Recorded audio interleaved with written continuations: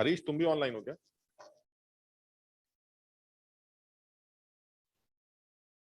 Good evening sir. Good evening. Harish, Noida HO में कौन है? सर बताएं। नोएडा एचओ में कौन ऑनलाइन है? किसी ने ज्वाइन कर लिया होगा वहां से सर। अच्छा, बाकी तो यहाँ सब ठीक चल रहा है। और तुम सुनाओ, सब सही है? घर में बच्चे बच्चे? सर स्पॉट लाइट करा दीजिए। क्या कर दें? Spot light. स्पॉटलाइट, अच्छा। स्पॉट मैम लाइट करेंगी, एवरीवन। मैम करेंगी। अभी अभी एक सेकंड, मैम करेंगे, एक मिनट। ये आगरा वाले बच्चों को मेरी आवाज आ रही है क्या? Yes sir. आज तुम लोग घर से क्लास कर रहे हो या सेंटर पे आए हो? सर घर से। आज घर से क्लियर नहीं हो रही। तो आज घर से क्यों कर रहे हो? आज तो वहां बारिश नहीं हो रही। आज मेरी सुबह क्लास हुई थी वहां पर। तो फ्राइडे और मंडे को ऑनलाइन लेनी होती है। अच्छा, अरे यार तुम लोग बता तो चुके हो। ठीक, तो कहाँ पर थे भाई? क्योंकि आज हमें ना थोड़ा सा और करना है। तो लास्ट क्लास में ये जैसे बता रहे हैं बच्चे, कुछ शेप वगैरह निकालने के, कुछ एक आध लोग नए दिखाई दे रहे हैं आज। तुम भी कल नहीं आए थे बेटा? क्यों? नहीं कोई बात नहीं, मैम भी नहीं आई। तुम लोग ने ये थोड़ा बहुत कर रखा है, स्कूल वगैरह में पढ़ा है थोड़ा, ठीक है।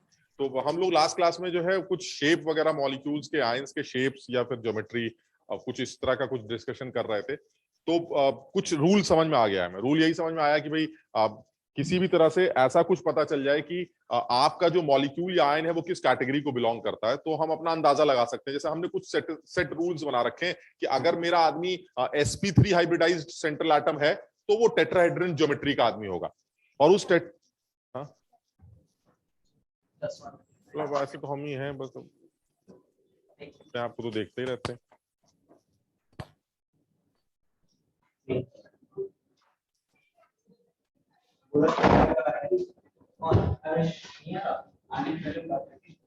इंदिरापुरम का सेंटर भी शायद ज्वाइन करेगा।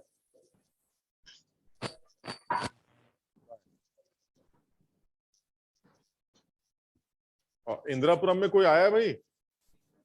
Yes sir, direct. अच्छा, आज वो दूसरे वाले स्टूडियो में हो क्या? Yes sir.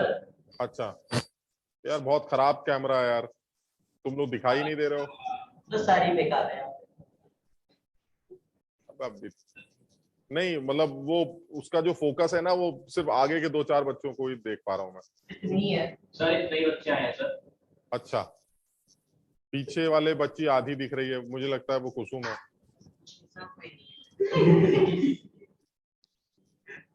ठीक है, तो यही सही है मैम, ये इनके चक्कर में तो हम पढ़ ही नहीं पाएंगे। तो अब इसमें फिर अब जो कल हमारी बात हुई थी वो यही था कि अगर आपके सेंट्रल एटम का हाइब्रिडाइजेशन sp3 है तो आपकी ज्योमेट्री टेट्राहेड्रन होगी। फिर आप उससे ये पूछेंगे कि तेरे पास लोन पेयर वगैरह है कि नहीं, तो बताएगा कि मेरे पास कोई लोन पेयर नहीं। अब नहीं है तो फिर तो बात ही खत्म हो गई, हम प्रॉपर टेट्राहेड्रन जैसा नजर आएंगे। फिर उसने कहा नहीं मेरे पास एक लोन पेयर है, तो हमने टेट्राहेड्रन में एक लोन पेयर रखा तो पिरामिड बन गया, तो हमने उसका शेप पिरामिड बोल दिया। फिर उसने कहा नहीं मेरे पास तो एक और भी लोन पेयर है, तो मैंने फिर 2 लोन पेयर रखा तो वो बेंट बन गया, एंगुलर। उसने कहा नहीं एक और लोन पेयर है, तो हमने एक और लोन पेयर रख के उसको लीनियर बना दिया। ये था हमारा sp3 का केस, जिसमें क्या क्या पॉसिबिलिटी है। विदाउट डिस्टॉर्शन बात करें तो regular tetrahedron, with a lone pair it should be pyramid, another lone pair bent, a lone pair more linear. ये सीन था हमारा, ठीक। अच्छा, फिर हमने टीबीपी की बात की थी। टीबीपी में यही बोला गया था कि अगर सब कुछ सही चल रहा है तो आप ट्रायंगल बाई पिरामिड शेप के होंगे, जिसमें 3 लोग प्लेन में होंगे, एक ऊपर होगा एक नीचे। प्लेन में रखने वाले बॉन्ड्स को इक्वेटोरियल बॉन्ड्स और उनमें रहने वाले लोगों को इक्वेटोरियल पोजीशंस बोला गया, और एक ऊपर और नीचे वाली पोजीशंस को एक्सियल पोजीशन बोला गया। फिर ये हुआ कि नहीं सर इसमें लोन पेयर भी हो सकता है, तो अगर आपने एक लोन पेयर रखा तो आपने इक्वेटोरियल पे डाला, दूसरा लोन पेयर रखा तो भी इक्वेटोरियल पे डाला, तीसरा रखा तो भी इक्वेटोरियल पे डाला। जब एक लोन पेयर रखा तो सीसॉ बना, दूसरा लोन पेयर रखा तो टी बना, एक और लोन पेयर डाला तो लीनियर स्ट्रक्चर आ गया, ठीक। फिर दूसरी चीज टीबीपी में यह भी बताई गई थी कि अगर आपको एटम्स को एकोमोडेट करना है तो ये चीज का ध्यान रखेंगे कि ज्यादा इलेक्ट्रोनेगेटिव एलिमेंट है वो एक्सियल पोजीशन ऑक्यूपाई करता है, यानी लोन पेयर इक्वेटोरियल पे जाएगा और ज्यादा इलेक्ट्रोनेगेटिव एलिमेंट एक्सियल पे जाएगा। और तीसरी बात आई थी, अगर आपको पाई बॉन्ड को एकोमोडेट करना है तो वो भी इक्वेटोरियल पे जाएगा। ये तीनों याद करने वाली बातें थी, यानी pi bond equatorial, lone pair equatorial, electronegative element axial. ये टीबीपी की कहानी, ठीक। फिर आपने स्क्वायर बाई पिरामिड या ऑक्टाहेड्रन की बात की थी। उसमें क्या था सर, उसमें अगर सब कुछ सही चल रहा है तो एक स्क्वायर बाई पिरामिड जैसा होगा, लेकिन अगर एक लोन पेयर आ गया तो आप उसको कहीं भी रख सकते हैं, ऊपर भी रख सकते हैं, साइड में भी रख सकते हैं, क्योंकि सब एक जैसा है, ठीक। तो अगर आपने ऊपर रख दिया तो स्क्वायर पिरामिड बन गया, एक और लोन पेयर डाल दिया तो स्क्वायर प्लेनर बन गया। फिर सब कुछ होने के बाद एक डाउट ये आ रहा था कि हमें ये कैसे पता चलेगा कि हमारा सिस्टम किस तरह का सिस्टम है। तो हमने एक रूल निकाला था कि सबसे पहले सेंट्रल एटम डिसाइड करेंगे, सेंट्रल एटम डिसाइड करने के बाद उसके वैलेंस इलेक्ट्रॉन्स को काउंट करेंगे, वैलेंस इलेक्ट्रॉन्स काउंट करने के बाद उसके साथ कितने एटम्स अटैच्ड हैं वो गिनेंगे, लेकिन उसको गिनते वक्त ऑक्सीजन को काउंट नहीं करेंगे। और साथ ही साथ अगर उस एटम पर कोई चार्ज है या उस मॉलिक्यूल पर कोई चार्ज है तो वो भी ऐड या सब्ट्रैक्ट करके 2 से डिवाइड कर देंगे। इससे मुझे स्टेरिक नंबर मिल जाएगा, और जैसे ही स्टेरिक नंबर मिलेगा उसमें से number of atoms attached minus कर देंगे तो मुझे लोन पेयर मिल जाएगा, और जैसे ही लोन पेयर मिलेगा मुझे उसका शेप समझ में आ जाएगा। तो जैसे कल हम बात कर रहे थे, एक आध एग्जांपल्स और ले लेते हैं। जैसे मान लीजिए सर हाँ सर डाउट था एक।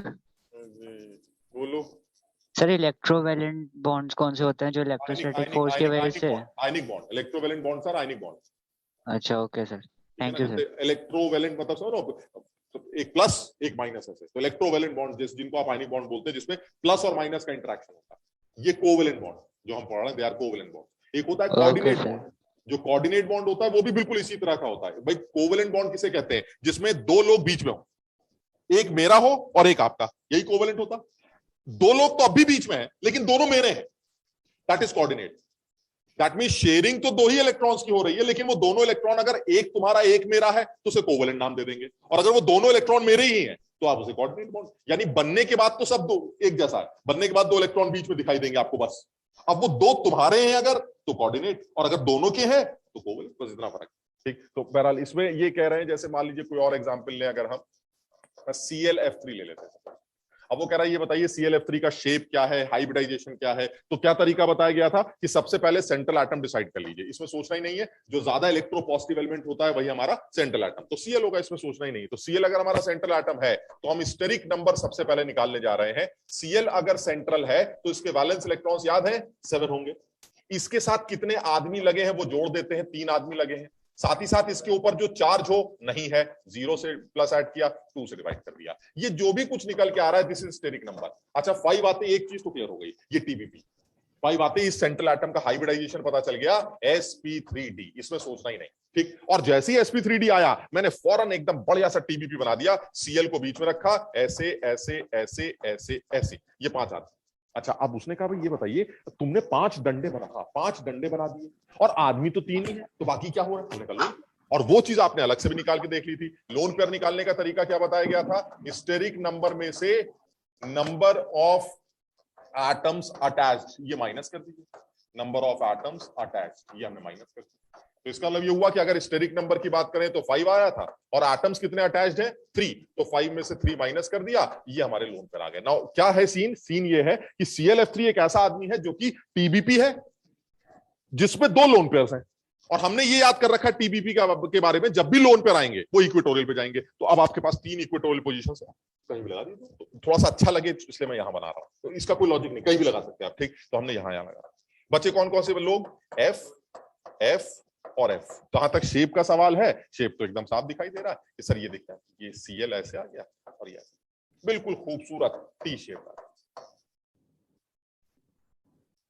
तो इसमें ज्यादा कुछ इतना नहीं है, आप जितने सवालों की प्रैक्टिस करना है ऐसे करते रहो, कुछ नया नहीं। तो हम एक आध एग्जांपल और लेते हैं जिसमें वो ऑक्सीजन वाली बात आई थी, तो वो अभी तक एक बार भी नहीं की है, तो उसके बारे में बात करते हैं, वो भूल जाती है हमारे। ठीक, तो बहरहाल इस तरह का कोई भी सवाल आएगा आप बना सकते हैं, जैसे एक आध और बना लेते हैं। ये नोट कर लो, चलिए।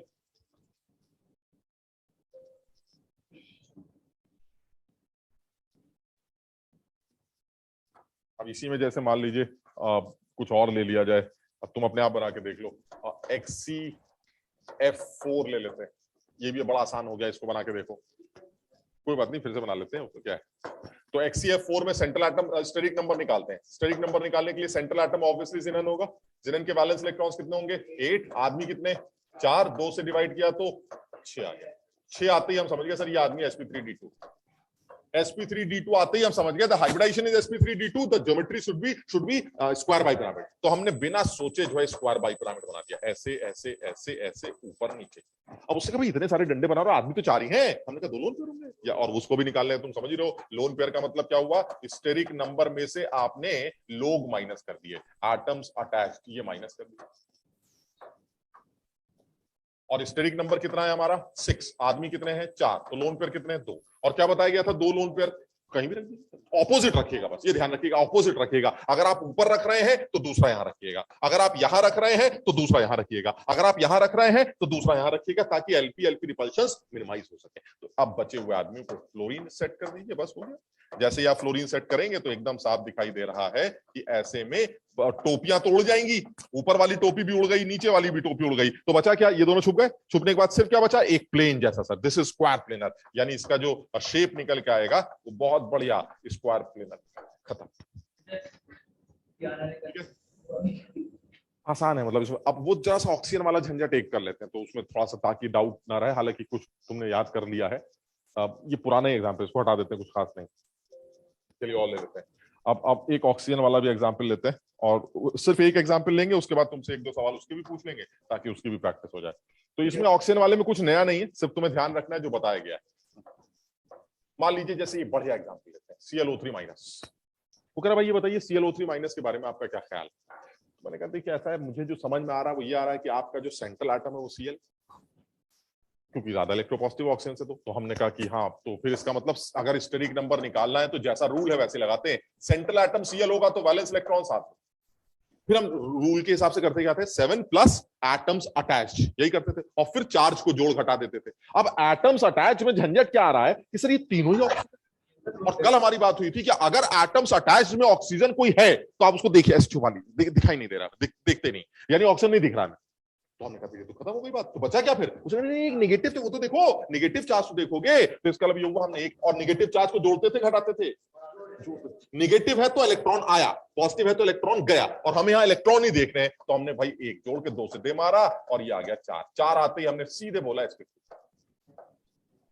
ठीक, लेकिन sp3 से शेप नहीं आया, ज्योमेट्री का पता चल गया, टेट्राहेड्रन। हमने सोचा यार ये लोन पेयर का क्या जुगाड़ लगेगा, तो लोन पेयर का जुगाड़ वही जैसे होता था सर, जब आप लोन पेयर चेक करते हैं तो कैसे निकालते हैं, स्टेरिक नंबर में से एटम्स अटैच्ड माइनस कर देते हैं, तो स्टेरिक नंबर में से एटम्स अटैच्ड माइनस कर देते हैं।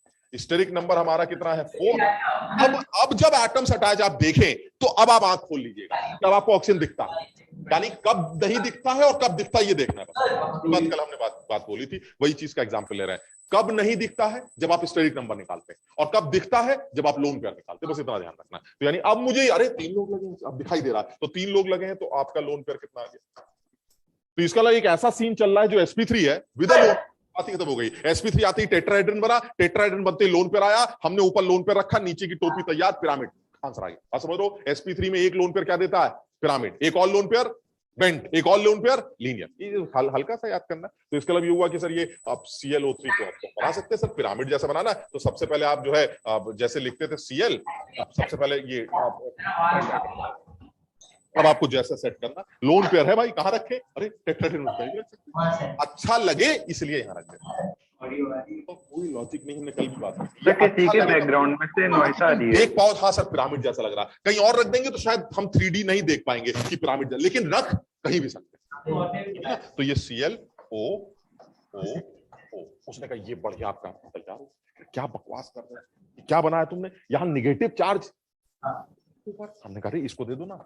उसने कहा फिर ये बाकी ऑक्सीजन खाली रह जाएंगे। ऑक्सीजन एक बाइवेलेंट एटम में 2 डंडे बनाता है, अगर ऑक्सीजन ने सिंगल डंडा बनाया तो उसके ऊपर नेगेटिव चार्ज होना जरूरी है, तभी तो इसका ऑक्टेट पूरा होगा। भाई ऑक्सीजन के बाहर 6 होते हैं, उसने एक डंडा बना दिया, यानी शेयरिंग में 1 आ गया, 7 हो गए, अभी भी 8 नहीं हुए, तो एक एक्स्ट्रा इलेक्ट्रॉन डाल के उसको सेट कर दिया। अब ये ऑक्सीजन क्या कह रहा है, कह रहा भाई मेरे तो 6, एक डंडा है, चलो 7 हो गए, 8 करो, 1 इलेक्ट्रॉन मुझे भी दे दो, माइनस। हमने कहा माइनस कहां से दे, एक ही तो माइनस था, अब तुम्हारे ऊपर माइनस होने लगा सकते। उसने कहा एक काम करो, हमारे साथ डबल 6 थे, 2 शेयरिंग में आ गए, 8। यानी अगर ऑक्सीजन को नेगेटिव दे दोगे तो सिंगल बॉन्ड से काम चलेगा, अगर उसको नेगेटिव नहीं दे रहे हो तो आपको ऑक्सीजन के साथ पाई बॉन्ड लगाना पड़ेगा, और ये मजबूरी आपको यहां पर भी लगानी पड़ेगी। क्यों, क्योंकि सर यहां पर आपके पास एक ही नेगेटिव चार्ज है, आप मजबूर हैं इन दोनों ऑक्सीजन को खुश करने के लिए, आपको दोनों ऑक्सीजन के साथ पाई बॉन्ड लगाना पड़ेगा। And this is proper pyramid shape बन गया है, बहुत आसान, दिखने में पता नहीं क्या लगता है, लेकिन बोला इसको pyramid he, this is pyramid. तो ClO3 माइनस इस तरह का दिखाई देता है, जो पिरामिड। सर बोलो बोलो सर ClO3 में O3 के लिए एक बार फिर से बता दीजिए। अच्छा एक सेकेंड, ऐसा कर सकते हैं हम ClO3 माइनस की जगह ClO2 माइनस कर लें, ताकि एक और एग्जांपल भी हो जाए बाकी लोगों के लिए भी। Yes sir. उससे भी समझ में आ जाएगा। ठीक, तो चलिए एक और एग्जांपल ले लेते हैं। हटा दें इसको। नैतिक समझ में आया बेटा? Yes sir. आरुषा जाग रही हो? शाबाश। सर हाँ सर सर जब आप बोलते हो ना तो सर किसी की बैकग्राउंड में से आवाज आती है। ये तो हमारा टैलेंट है। दो आवाजें निकाल लेते हैं। अगर बैकग्राउंड से अब किसकी आवाज आती है? अब यहाँ तो कोई बच्चे ही बैठे हैं। ये तो जब मैं बोलता हूँ तो ये चुप रहते हैं। किस तरह की आवाज आती है? सर मतलब वो डिस्टरबेंस क्रिएट करती है सर, ऐसा लगता है कुछ लोग बात कर रहे हैं या फिर ऐसे कुछ। माइक से तो नहीं होता ऐसा कुछ? हमारे सांसों की आवाज तो नहीं आ रही तुम्हें? No sir. एक तो हर जगह नए नए माइक होते हैं। देखते हैं यार। नैतिक यार, हमने तुम्हारा बेकार में पूछ लिया कि तुम्हें समझ में आया कि नहीं। तुम जबरदस्ती तो आगे बढ़ गए। हम सर एक डाउट है। ये देखिए अर्जुन, तुम कहाँ से बोल रहे हो? सर मैं नोएडा सेक्टर पे आता हूँ, आज बस ऑनलाइन अटेंड कर रहा हूँ। आगरा के हो? अच्छा यहीं का है। अच्छा अर्जुन, कुछ डाउट पूछना चाह रहे हो? Yes sir. पूछो बेटा। सर मेरे को ये पूछना है कि जब हमने ऑक्सीजन के साथ तो डबल बॉन्ड बना दिया, जो 2 ऑक्सीजन बचे हुए थे, बट एक जो फिर क्लोरीन का वो नहीं बिगड़ गया, क्लोरीन का ऑक्टेट कहाँ बना? देखो ये तो बात गलत हो गई ना। गलती हो गई कि हम, ये तो पर्पस ही नहीं था हमारा कि आपका ऑक्टेट पूरा हो रहा है कि नहीं। बात समझो, सेंट्रल एटम का ऑक्टेट पूरा हो रहा है या नहीं हो रहा, हम बात पहले भी कर चुके हैं। This is not the criteria of bonding. हम इस बारे में डिटेल में डिस्कशन कर चुके हैं। हम, ये तो मजबूरी है हमारी कि हमें ऑक्टेट करना है नहीं करना, हमें इससे कोई मतलब नहीं होता। तुमने देखा दुनिया भर के ऐसे मॉलिक्यूल हैं जिसमें सेंट्रल एटम का ऑक्टेट पूरा नहीं होता। कुछ ऐसे भी मॉलिक्यूल हैं जिसमें सेंट्रल एटम का ऑक्टेट बढ़ जाता है। सेंट्रल एटम के पास 10 इलेक्ट्रॉन्स हैं, 12 इलेक्ट्रॉन्स हैं, जैसे PCl5 हो गया, H2SO4 हो गया। दुनिया भर के ऐसे मॉलिक्यूल्स हैं। तो इसलिए ये दिमाग में बिल्कुल मत रखो सर Cl का क्या हुआ। Cl का तो ऑक्टेट एक्सीड कर रहा है। आप देखिए ना यहाँ पर Cl के बाहर 7 होते हैं, कितने तो आपने बना दिए इसके साथ। तो इसलिए आप ये मत देखिए। हाँ ये जरूर है कि मैं एक सिर्फ तुम्हें एक लॉजिक ये दे रहा हूं कि आप कब ऑक्सीजन को निगेटिव दे रहे हैं, कब पाई बॉन्ड दे रहे हैं, किसको निगेटिव दे रहे हैं, किसको पाई बॉन्ड दे रहे हैं, वो क्लैरिटी रखते कि अगर ऑक्सीजन को आपने निगेटिव दे दिया तो सिंगल बॉन्ड लगाना है। लेकिन अगर आपको ऑक्सीजन को निगेटिव चार्ज नहीं देना है, और क्यों नहीं देना है ही नहीं भाई, मेरे पास कितने निगेटिव चार्ज है? एक, तो किसी एक को ही तो दोगे। वो किस ऑक्सीजन को दोगे बताओ? इसको दोगे या इसको? किसी से ये सब बातें मत किया करिए, पुरानी बातें हो गई। किसी को भी दे दिया सर टेट्राहेड्रल, समझ लो बात को ऐसे, यहां दे दो वहां दे दो, सब एक जैसा होता है। तो सर किसी एक ऑक्सीजन को आप निगेटिव दे दीजिए, बाकी को आपको निगेटिव देना पड़ेगा। वो है नहीं तो पाई बॉन्ड लगाना पड़ेगा, ये कह रहे हैं। यानी या तो ऑक्सीजन पाई बॉन्डेड होगा ताकि वो न्यूट्रल दिखाई दे, और नहीं तो वो निगेटिवली चार्ज होगा, तब उस केस में वो सिंगल बॉन्डेड होगा। मैं इसलिए बोल रहा था ClO2 माइनस का एक और एग्जांपल लेते हैं, शायद उससे और क्लैरिटी आ जाएगी। बस एक सेकंड रुकना भाई। अर्जुन बाण मत चलाना, रुक जाना बेटा।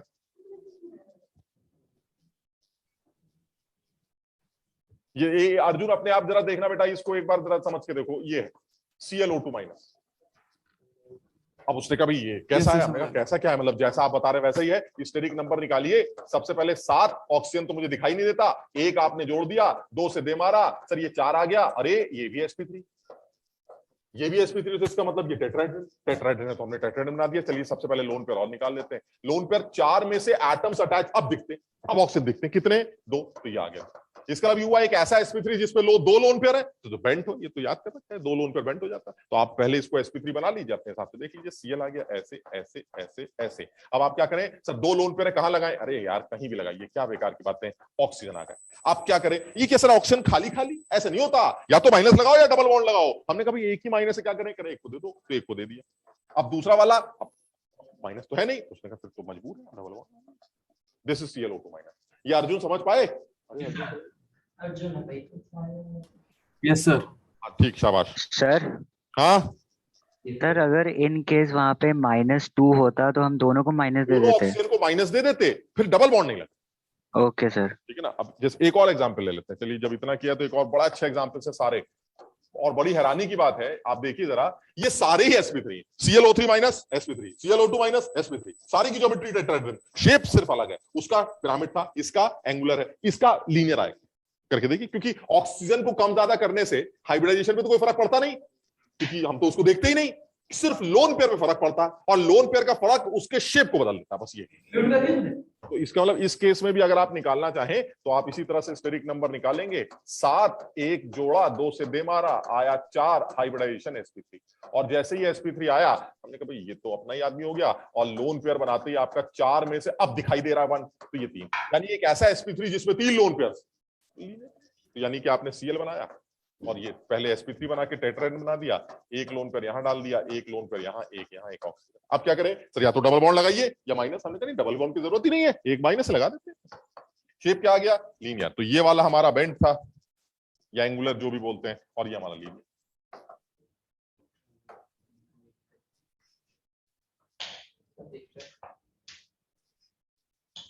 समझ पाए भाई? अब एक आध और बना लो जल्दी जल्दी, फिर आगे बढ़ते हैं यार। ये हटा दे यार, ये तुम लोग खुद ही बना रहे होगे, ये तो छापना थोड़ी ना, इसको समझ में आ रहा है?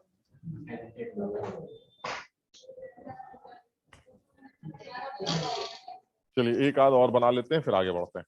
आप तुम लोग अपने आप ही बना के दिखाओ। XCOF2, ये शायद जेई के पूछे गए सवाल। XCOF4, OSF4, ये शायद तीनों ही जेई के पूछे गए सवाल। और पता नहीं तुम सब लोग नीट और जेई की तैयारी कर रहे हो, तो मैं तुम्हें बताऊं कि एक ही साल में, जैसे इस साल जेई का पेपर देखें तो कई शिफ्ट्स होती हैं, मेंस के पेपर की अलग अलग शिफ्ट्स होती है, मॉर्निंग इवनिंग ऐसे। तो आप समझ लीजिए कि इस टाइप के सवाल की इसका हाइब्रिडाइजेशन क्या होगा, इसके पास लोन पेयर कितने हैं, सिंपल जैसे हम कर रहे हैं, हर शिफ्ट के सवाल हैं ये, हर शिफ्ट में पूछे गए, आप समझ लीजिए। CLF3 का शेप दिखा दीजिए कैसा बनेगा, टी शेप ऐसे टिक कर दिया, समझ लो कितने लोन पेयर होंगे, दो टिक कर, सब बिल्कुल किए हुए सवाल। तो ये तुम्हें दिखेंगे ही दिखेंगे, तो इसलिए एक बार सिर्फ सीखना है, और ऐसा नहीं है कि सर 100 सैकड़ों सवालों की प्रैक्टिस करनी है, नहीं, बस समझ में आगे छोड़िए आगे, ऐसा है, ठीक है। तो अब जैसे इसके फटाफट बना लो, अच्छे हैं ये सवाल, जेई में पूछे गए तो थोड़ा सा कहीं ना कहीं कुछ, और फिर अच्छा तो यही है बस ऑक्सीजन, बाकी क्या ही अच्छा है, बाकी तो सब ऐसे ही, क्योंकि सर ऑक्सीजन तो हमें दिखता नहीं, ये हमें पहले से पता होना चाहिए। तो ऐसे सेंट्रल एटम पकड़ते जाओ, आंसर बनाते जाओ। लगता है सब में ही दोनों में जिनन है और इसमें सल्फर, सेंट्रल एटम, बस बना लो। पहले वाले का हम तो डायरेक्ट ही लिख रहे हैं भाई। हाँ, टीबीपी का ही केस है बस, सिर्फ टीबीपी। और देखते हैं थोड़ा सा अकल, तुम स्क्वायर प्लेनर में लगा, स्क्वायर टेट्राहेड्रल में लगाते हो कि नहीं, सॉरी क्या था, ऑक्टाहेड्रल में लगाते हो कि नहीं, अभी देखते हैं जरा। ये बताओ जरा, XCOF2 में जेनन हमारा सेंट्रल एटम होगा, तो 8 ऑक्सीजन मुझे दिखता नहीं, तो 8 2 10/2 5, तो टीबीपी है ना। और टीबीपी में आदमी कितने अब दिखता, 3, OF2 1 O 2 F, तो आदमी 3 है सर, तो इसके अलावा टीबीपी में आदमी 3 तो 2 लोन पे। हम डायरेक्ट बना रहे हैं, सब तुम अपने हिसाब से देखना। इसके अलावा यूएस जिनन को तो बीच में रख दीजिएगा, उसके बाद टीबीपी बना लीजिएगा, और टीबीपी बनाने के बाद जो है अब आपको आदमी सेट करने हैं 2 लोन पेयर के साथ। तो हमने इसमें दिमाग नहीं लगाना है सर, 2 लोन पेयर है तो आपने डिसाइड किया, वो तो यही जाने हैं सर, ये तो रूल है, लोन पेयर टीबीपी में हमेशा इक्वल, उस बात खत्म। अब बचा आपके पास OF2, अरे बड़ा क्लियर है, फ्लोरीन को इलेक्ट्रोनेगेटिव है तो XGL पे ही जाएगा, तो ऑक्सीजन कौन बचा ये। लेकिन सर ये ठीक नहीं सर, ये अकेला है, अकेला तो माइनस लगाना पड़ेगा आपको, कहां से लगाए, तो सीधा छोड़ो, डबल बॉन्ड लगा, समझ बात को। तो दिस इज OF2, तो ये जैसा भी दिख रहा है हमें लगता है टी है, ये टी शेप हो गया। चलिए ठीक, इधर आते हैं। XCOF4 सेम है, XC8 8 4 12 12/2, यानी वो हो गया हमारा अब स्क्वायर बाई, वो क्या कहते हैं उसे, ऑक्टाहेड्रल। यस, अब देखते हैं कौन कहां आएगा। सर एक O है, आदमी तो 5 है ना, टोटल 5, और ये 6, तो इसका लगेगा लोन पेयर। अब सर लोन पेयर कहां डालें, लोन पेयर मान लीजिए यहां डाल दिया, तो फिर पाई बॉन्ड, ऑक्सीजन के साथ तो पाई बॉन्ड है। अब यही अकल, उसी की बात कर रहा हूं, क्योंकि pi electrons 4 electrons, pi bond में 4 इलेक्ट्रॉन्स, तो जितना ज्यादा इस एलपी से दूर रहेंगे कम रिपल्सिव सिचुएशन होगी, यानी पाई बॉन्ड आपको, और ये आपका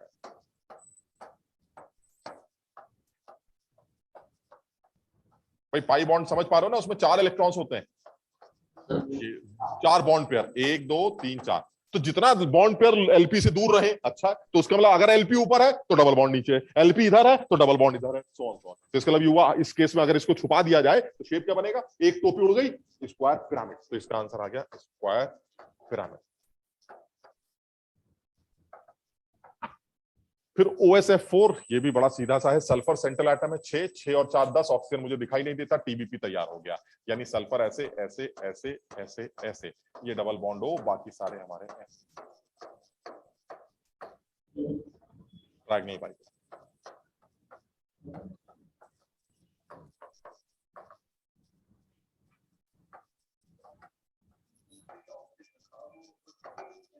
सिर्फ रिपल्शन, सबका एक ही आंसर है। मतलब अगर तुम्हें कभी इस तरह का सवाल समझ में ना आए कि भाई ये बताइए क्या TBP कैसे बना दिया आपने, तुम सिर्फ आंख बंद कर लिख दो रिपल्शन, रिपल्शन मिनिमम, क्योंकि क्राइटेरिया ही एक है। ये मेरे कहने से ऐसे नहीं है, ये ऐसे ही है, इनको ऐसे ही बनना था। वो तो तुमने ऑब्जर्व किया, अरे तुम ऐसे क्यों, तो बात को, तो ये मेरे कहने से नहीं, क्योंकि इनको पता है रिपल्शंस को मिनिमाइज करे बिना आप स्टेबल नहीं हो सकते। और रिपल्शंस को मिनिमाइज करने का तरीका ये होता है कि लोगों को दूर करो। लेकिन दिक्कत कभी कभी ऐसी भी तो आती है, जैसे मैं हूं, मैं यहाँ खड़ा हूं, अब मान लीजिए मैं अपने आप को इससे दूर करता हूं, ऐसे मान लीजिए ऐसे इससे यूं करता हूं, तो मैं इसके भी तो पास आ रहा हूं ना। तो इसके अलावा मैं कुछ ऐसे करूंगा, ऐसे, तो ऐसे समझ बात को, ऐसे कि कई दोनों से बैलेंस, तो वो बैलेंस ही ये मॉलिक्यूल्स दिखाते हैं, ये इलेक्ट्रॉन्स दिखाते हैं, और उसके बाद एक एक्वायर कर लेते हैं एक शेप को जो दिखाई देता है। हाँ, पहले ट्राइगोनल के बाद इतनी बुरी राइटिंग में क्या लिखता है? कृत, तुम्हारा जीने से मन भर गया है क्या?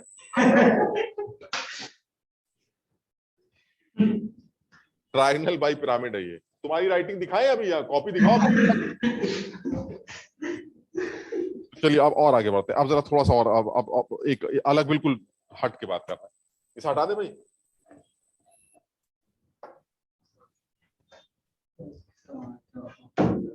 हम और भी बातें करेंगे अब इससे रिलेटेड, जैसे एंगल्स के से रिलेटेड, बॉन्ड लेंथ से रिलेटेड, और भी बातें करनी, लेकिन थोड़ा सा चीज को चेंज कर रहे हैं, मतलब थोड़ा सा अपने आप को चेंज कर रहे हैं, रिलैक्स कर रहे हैं। क्या ये बताइए, ये जो पढ़ रहे हैं वो कौन से बॉन्ड पढ़ रहे हैं? कोवलेंट। इससे पहले आपने आयनिक बॉन्ड पढ़ा था, उस आयनिक बॉन्ड में आपने बोला था कि भाई आयनिक बॉन्ड्स के अंदर पजान रूल्स वगैरह पढ़ चुके हम, पजान कर लिया ना आयनिक बॉन्ड्स के अंदर?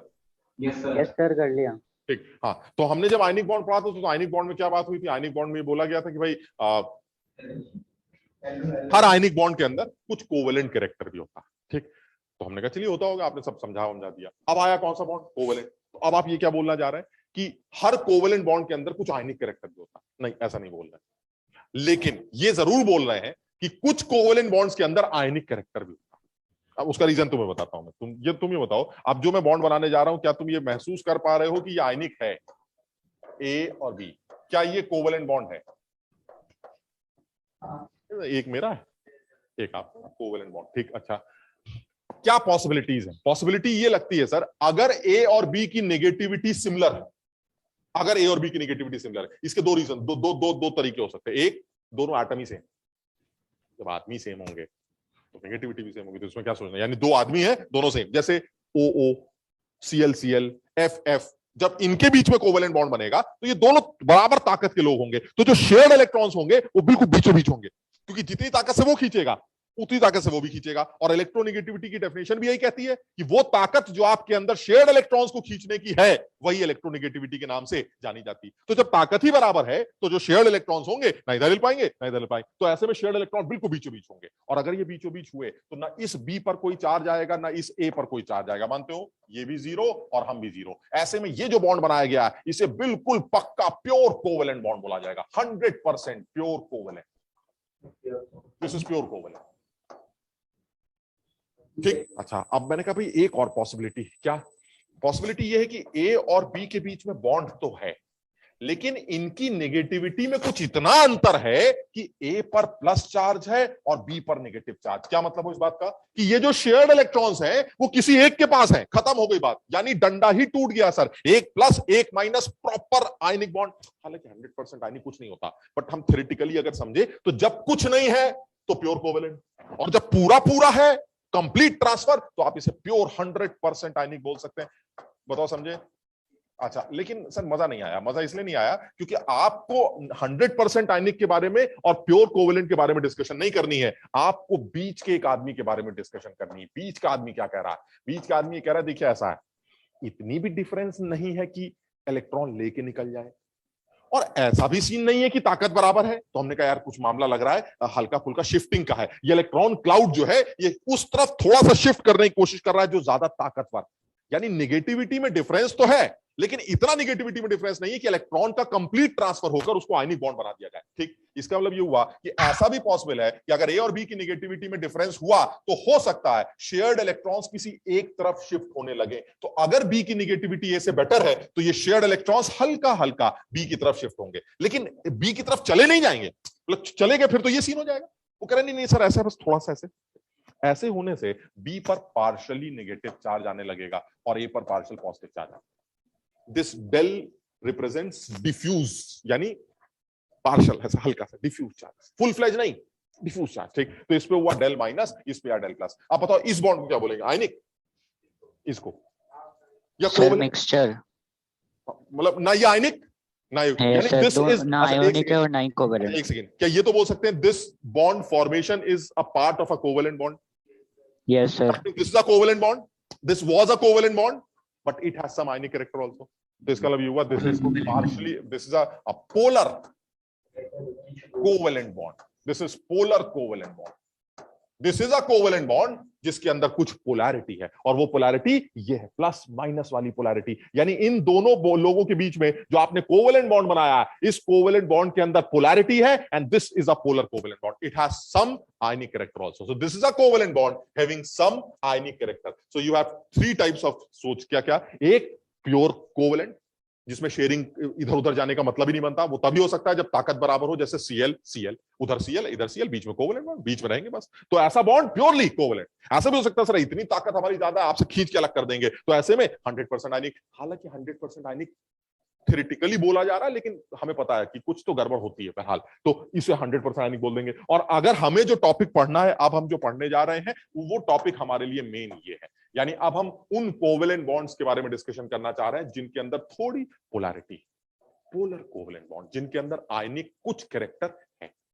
यहां पे समझे सर? ये थर्ड वाला तो पॉसिबल ही नहीं होगा ना? थर्ड वाला यस सर. धनवंश बोलते बहुत तुम्हारे यहाँ के लोग, इनको कोने में लो. हाँ धनवंश बताओ क्या कह रहे हो? सर ये थर्ड वाला तो पॉसिबल ही नहीं हो पाएगा ना? अच्छा क्यों सर 100% आयनिक कैसे हो सकता है? नहीं, अब हम जब बोलते तो सुनते नहीं हो. हम कह तो रहे हैं कि 100% आयनिक में कई लोचे हैं, लेकिन थ्योरेटिकली तो बोल सकते हैं ना कि if you are plus and minus ionic bond ऐसे. अब वो अलग बात, आप घुस गए सर कुछ तो ओवरलैपिंग होती है, फजान रूल लगता है, तो हम उस बारे में बात ही नहीं कर रहे हैं. हम तो बिल्कुल थ्योरेटिकल डिस्कशन कर रहे हैं. कुछ नहीं तो कोवेलेंट, पूरे पूरे प्लस माइनस तो आयनिक, और अगर बीच का मामला चल रहा है तो कोवेलेंट के अंदर कुछ आयनिक. इतनी बात कर रहे हैं. धनवंश समझ रहे हो कि नहीं? तुम क्यों समझा पाता इसको? धनवंश जाग, अरे उठो. ओ भाई की कनेक्ट नहीं. सर कोने में गया होगा. ठीक, अच्छा तो अब हम इस तरह के मॉलिक्यूल्स के बारे में, इस तरह के बॉन्ड्स के बारे में डिस्कशन करना चाहते हैं. पहले एक न्यूमेरिकल पार्ट डिस्कस करते हैं, फिर इसमें थ्योरेटिकल पार्ट डिस्कस करते हैं. और इसके न्यूमेरिकल पार्ट में बड़ी चीजें आती हैं. हटा दे इसको.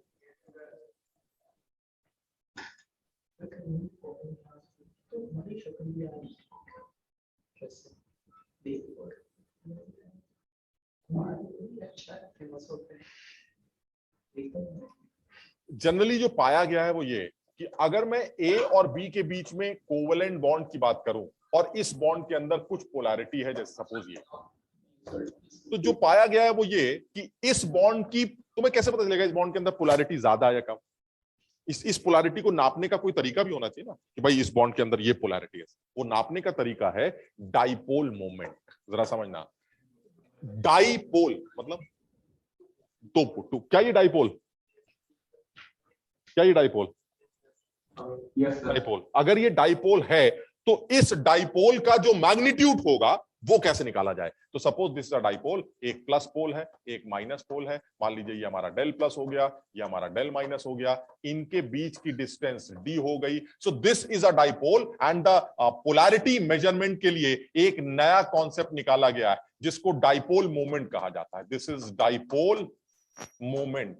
ये जो डाइपोल है या जो डाइपोल मोमेंट है, ये एक वेक्टर क्वांटिटी जिसका मैग्नीट्यूड निकालने का तो फॉर्मूला मैं तुम्हें बता रहा हूं, बट जो वेक्टर क्वांटिटी है उसकी डायरेक्शन हमेशा प्लस से माइनस की तरफ होती है. यानी कहने का मतलब ये हुआ कि this is a polar covalent bond जिसका वेक्टर प्लस से माइनस की तरफ बनेगा, जिसका मैग्नीट्यूड निकालने के लिए आपको किसी भी एक एटम पर आने वाला डिफ्यूज चार्ज, ये तो मानते हो दोनों एटम पे बराबर चार्ज होगा, सिर्फ साइन का फर्क होगा, एक पे डेल प्लस एक पे डेल माइनस। तो किसी भी एटम के डिफ्यूज चार्ज को उन दोनों चार्जेस के बीच की डिस्टेंस से मल्टीप्लाई करके आप इस डाइपोल का डाइपोल मोमेंट कैलकुलेट करेंगे। जितना ज्यादा ये डाइपोल मोमेंट आएगा उस बॉन्ड की पोलैरिटी उतनी ही ज्यादा। यानी कहने का मतलब ये हुआ दो अलग अलग कोवेलेंट बॉन्ड्स के अंदर पोलैरिटी नापना चाहते हैं अगर आप, तो वो पोलैरिटी नापने का एक क्राइटेरिया बनाया गया है dipole moment. And the dipole moment का जो मैग्नीट्यूड है it is always del into D, where del is the partial charge on either atom into distance between two charges. ठीक है यहां तक?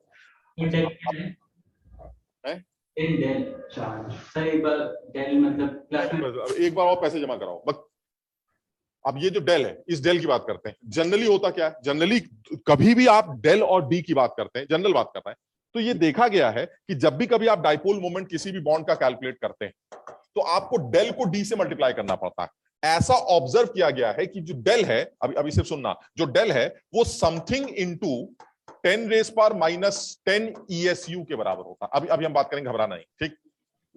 एक जनरल होता है ना, जैसे मान लीजिए हम कोई पूछे कि भाई जनरली आदमियों का जो वजन है वो कैसा रहता है, तो अगर हम ये बोल दें कि भाई तुम्हारा वजन, जैसे हमने अपराजिता से पूछा भाई तुम्हारा वेट कितना है, ऐसे इसने चलते चलते बोल दिया सर 45। तो अब मैं इस चक्कर में बैठा रहूं 45 कुंटल है या 45 मिलीग्राम है या 45 ग्राम है, या ये ऑब्वियस है सर 45 केजी है। केजी समझ रहे हो? यानी मैं क्या बोलना चाह रहा हूं कि जनरली जो डेल है, ये डेल एक जनरल की बात करें तो ये इस यूनिट के आसपास आता है, 10 की पावर माइनस 10। समझ लो समथिंग इनटू, यानी अगर मान लीजिए मुझसे पूछा जाए तुम्हारे ऊपर पार्शियल चार्ज कितना है, तो मेरा जवाब आ गया 2.1 इंटू 10 रेज पावर माइनस 10। किसी और से पूछा जाए, इसने कहा sir 3.9 into 10 raise power minus, यानी generally 10 raise power minus 10 ESU तो आता ही आता है पार्शियल चार्ज के अंदर, ठीक है। अच्छा, दूसरी बात, जब आप डिस्टेंस से इसको मल्टीप्लाई करते हैं डाइपोल मोमेंट निकालने के लिए, तो जनरली किसी भी कोवेलेंट बॉन्ड की जो डिस्टेंस होती है वो something into 10 raise power minus 8 centimetre. Generally covalent bond की जो लंबाई है 5 into 10 raised power minus 8, 2 into 10 raised power minus 8, यानी the order will be 10 raised power minus 8. That means for any dipole moment calculation, generally you have these two entities always. कौन सी? एक 10 raised power minus 10 और एक 10 raised power minus 8. तो कहने का मतलब ये हुआ कि जब आप डाइपोल मोमेंट कैलकुलेट करेंगे तो ये और ये मल्टीप्लाई होकर तो ये बन जाएंगे, और ये मल्टीप्लाई होकर 10 raised power minus 18 ESU centimetre बन जाएंगे।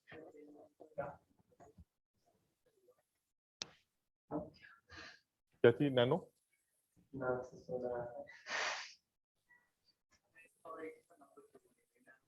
नहीं, तो अभी हमें बोलना क्या है, ये 10 रेज़ पावर माइनस 10 ESU हुआ, और नहीं अब यार जिट्टा इट्टा समझो कहाँ उठता जिट्टा, तो डाइपोल मोमेंट निकाला 10 raise power minus 18 ESU centimetre. अच्छा, अब इसका मतलब ये हुआ कि हर किसी डाइपोल मोमेंट के कैलकुलेशन में ये चीजें बदलती रहेंगी, क्योंकि ये वैल्यूज बदलती रहेंगी, ये बदलता रहेगा, ये -18 आने के काफी ज्यादा चांसेस है। तो अगर हर बार ये आना ही है तो मैंने एक नया टर्म निकाल दिया, दिस इज डिवाई, यानी डाइपोल मोमेंट की जो यूनिट तैयार हो रही है वो डिवाई तैयार हो रही है। और यहां से देख के लगता है कि 1 डिवाई, जिसको कैपिटल डी से रिप्रेजेंट किया जाता है, it is always 10 raise power minus 18 ESU centimetre. ये मेरा एक कैलकुलेशन आ गया। बताओ यहां तक समझे? अब थोड़ा सा गणित चल रही है इसमें, मैथ्स चलेगी इसमें। तो बहरहाल वो यही कहना चाह रहा है कि भाई ठीक है, अगर आपको डिबाई में कैलकुलेशन करनी है तो उसके लिए बस एक बात याद कर लेते हैं कि जब भी किसी पोलर कोवेलेंट बॉन्ड का पोलैरिटी नापना है तो आप उसका डाइपोल मोमेंट कैलकुलेट करते हैं, और वो डाइपोल मोमेंट जब आप कैलकुलेट करते हैं तो वो जनरली डिबाई यूनिट में कैलकुलेट किया जाता है। अगर आप उसको किसी और यूनिट में बोलना चाहें तो पहला यूनिट तो आप याद ही कर लीजिए कि 1 debye is 10 raise power minus 18 ESU centimetre. ये जो ESU है, इट इज इलेक्ट्रोस्टैटिक यूनिट, यानी इलेक्ट्रॉनिक चार्ज की एक नई यूनिट है जिसके बारे में हम बात करने जा रहे हैं। यहां तक ठीक है? अब हम इसको कन्वर्ट करते हैं, पहले इसको नोट कर लो। ये सिंपल है, मतलब अभी तो हो सकता है तुम्हें लग रहा हो, या कुछ बच्चे हो सकता है ये ना समझ पा रहे हो कि सर ये गोले वोले क्या बना रहे हैं आप, तो मैं तुम्हें ऐसे बता रहा हूं जैसे नॉर्मली यही होता है कि भाई अब चार्ज कैसा है, तो चार्ज की वैल्यू क्या होगी, तो जनरली सर चार्ज की value 10 raise power minus 10 ESU के ऑर्डर की होती है। और जनरली एटम्स, दो एटम्स के बीच में जो कोवेलेंट बॉन्ड बनता है, उस कोवेलेंट बॉन्ड की जो बॉन्ड लेंथ होती है वो 10⁻⁸ सेंटीमीटर के ऑर्डर की होती है। तो जब भी आप इन दोनों को मल्टीप्लाई करेंगे तो इनका मल्टीप्लीकेशन में -10 और -8 हमेशा आएगा, यानी ये टर्म हमेशा आएगा। और अगर ये टर्म हमेशा आएगा तो इसको बार बार लिखने से अच्छा इसको एक नई यूनिट का नाम दे देते हैं, and that is debye. So ultimately dipole moment जब भी कैलकुलेट किया जाएगा वो डिबाई में कैलकुलेट किया जाता है, और वो डिबाई ESU सेंटीमीटर में इतनी। याद है? ठीक है। अच्छा, अब इसी डिबाई को एक और यूनिट में भी याद करने जा रहे हैं।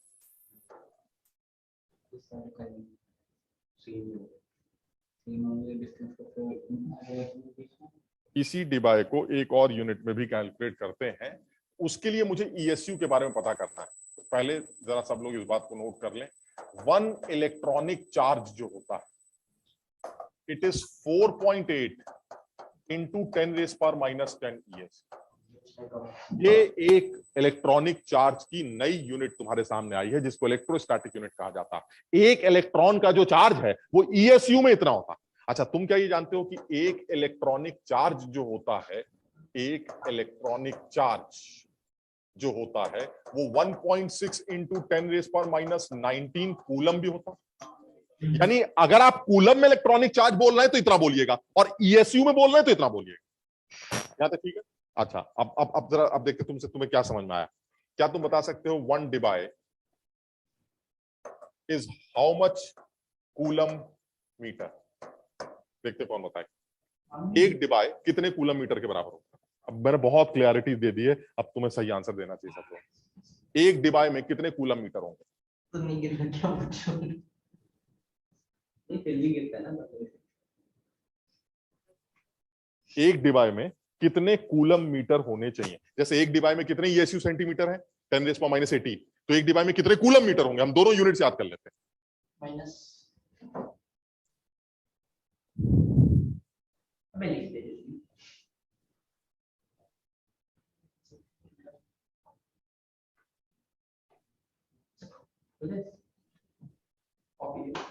मैं लिख रहा हूँ तो जल्दी लिख थोड़ा।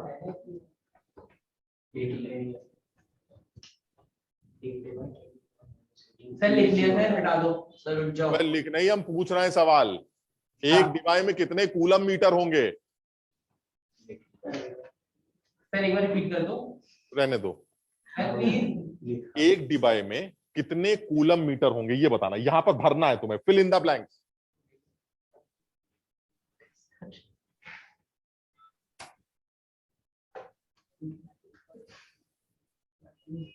क्या चाबी?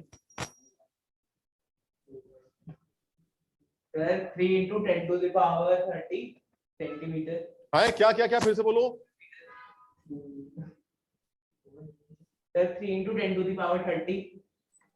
ना, सर गूगल कर रहा है। गलत किया होगा। गूगल में बहुत सारी इंफॉर्मेशन गलत होती है।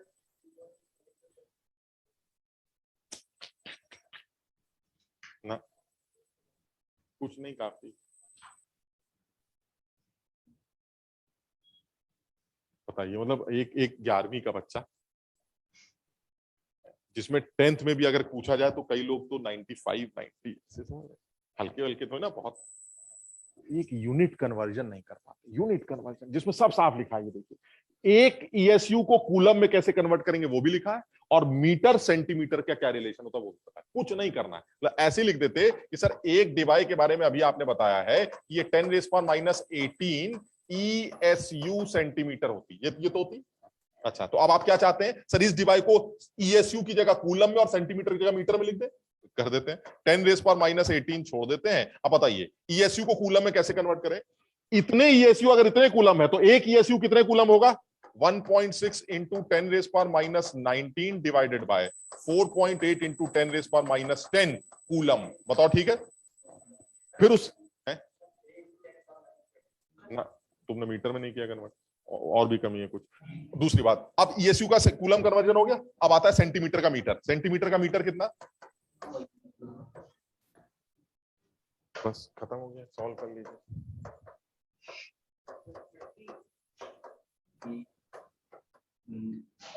सर मैंने तो उर्दू में बोला था। हाँ, तुमने प्लस में बोला था। तुम्हें क्रिस तो इससे क्या लेना देना कि सर 10⁻⁻30 है कि +30? वो तो सर -30 +3 को फर्क थोड़ा होता है, सब बराबर होता है सर, सब बराबर होता है। 3.3 × 10⁻³ कूलम मीटर, यानी एक डिवाई जो है, अब मैंने दो तरह से याद कर लिया एक डिवाई के बारे में। क्या क्या याद किया है? एक डिवाई जो है कूलम मीटर में, अब तुम भले कन्वर्जन ना भी समझ पाओ, हालांकि ऐसा कुछ है ही नहीं, लेकिन फिर भी याद करना जरूरी है। 1 डिवाई 10⁻18 ESU सेंटीमीटर, या फिर एक ही डिवाई को आप 3.3 × 10⁻30 कूलम मीटर भी बोल सकते हैं। ये दोनों बातें एक डिवाइस की हैं, जिस यूनिट में बात चलेगी उस यूनिट में बात कर लेंगे।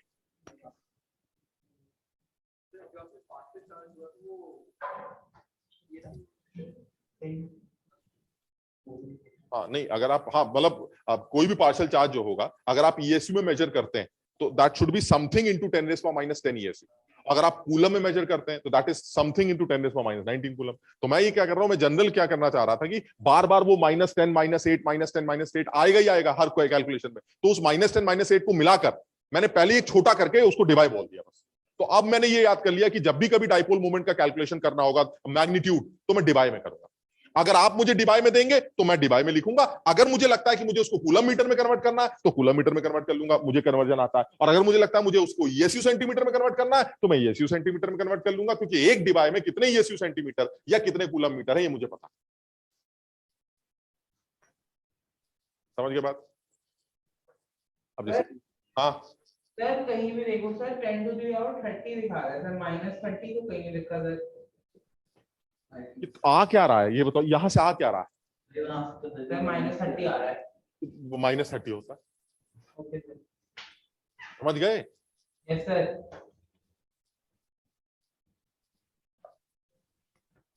अब जैसे मान लीजिए एक छोटा सा ऑब्जेक्टिव ले लेते हैं, आसान सवाल, एक बढ़िया सवाल।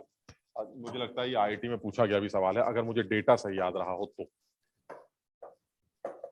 फाइंड आउट, पहले इसको, अभी पहले सिर्फ सवाल लिख रहे हैं, फिर जरा इसके कॉन्टेक्स्ट में एक बात करेंगे। Find out the percentage ionic character of HCl bond if the dipole moment is 1.03 divi and the bond length is equal to 1.275 angstrom। ये सवाल अभी तुम चक्कर में पड़ो, इसको भूल जाते हैं। ठीक, अब मुझे थोड़ा सा ये अकल लगानी है, इसमें एक नया टर्म, बाकी टर्म मुझे कुछ कुछ समझ में आ रहा है, मुझे नहीं पता सवाल कैसे किया जाएगा, लेकिन मुझे कुछ कुछ समझ में आ रहा है। सर ये डाइपोल मोमेंट है, ये उसको सुना सुना सा नाम लग रहा है, ऐसा कुछ नया नहीं। दूसरा सर बॉन्ड लेंथ है, चलिए वो मुझे चाहिए डिस्टेंस, हाँ मतलब डिस्टेंस हो गए, तो इसका मतलब ये सर ये हमारे सुने, मुझे ये नहीं समझ आ रहा मुझसे निकलवा क्या रहे हैं आप, ये क्या बला है? परसेंटेज आयनिक कैरेक्टर, ये क्या बदतमीजी है? परसेंटेज आयनिक कैरेक्टर मुझे क्या निकालना आएगा? HCl का बॉन्ड है, कोवेलेंट बॉन्ड है, इसके अंदर आयनिक कैरेक्टर है कि नहीं? सर है, देखिए ना डाइपोल मोमेंट दे रखा है, इसका मतलब पोलैरिटी तो है ही। अगर पोलैरिटी है तो ये डेल प्लस हो गया, ये डेल माइनस हो गया। सर पोलैरिटी है, इसका मतलब डाइपोल मोमेंट भी बनेगा, और वो डाइपोल मोमेंट आपने दे रखा है। लेकिन मुझे ये नहीं समझ में आ रहा है कि आयनिक कैरेक्टर इस डाइपोल मोमेंट की मदद से कैसे निकालूं। आप जरा समझना, तो तुम ये बताओ, क्या ये कहना ठीक है कि अगर A पर प्लस और B पे माइनस हो, अगर, तो दिस इज 100% आयनिक? ठीक, अब देखो भाई, यहीं से सब सॉल्व हो जाएगा। तुम बताओ इस तरह के सिस्टम का डाइपोल मोमेंट कितना हो? ये लीजिए, अभी निकालते हैं। डाइपोल मोमेंट होगा चार्ज इनटू डिस्टेंस। चार्ज कितना है sir? This is electronic charge G and the distance is D। समझो बात, यानी अगर मैं इन दोनों के बीच की डिस्टेंस को अभी भी D मानूं और साथ में ये अज्यूम कर लूं कि तुम्हारे और तुम्हारे ऊपर प्लस और माइनस का पूरा चार्ज आ गया, यानी अब तुम कोवेलेंट बॉन्ड नहीं हो, अब तुम आयनिक बन गए, तो that means if the dipole moment is E into D। E क्यों बोल रहे हैं? क्योंकि अब आपके ऊपर पूरा प्लस या पूरा माइनस है। Now this is not del, this is पूरा इलेक्ट्रॉनिक चार्ज, यानी अगर आपके ऊपर प्लस और माइनस का चार्ज है तो that means electronic charge multiplied by the distance will be the dipole moment, and in this case the bond is what? 100% आयनिक। क्या मतलब हुआ कि अगर आपका dipole moment E into D है तो बॉन्ड का आयनिक कैरेक्टर कितना? 100%। चलिए ठीक है, अगर आपका डाइपोल मोमेंट 1 होता तो, जैसे यूनिटरी मेथड है, लेकिन एक्चुअली आपका डाइपोल मोमेंट क्या है?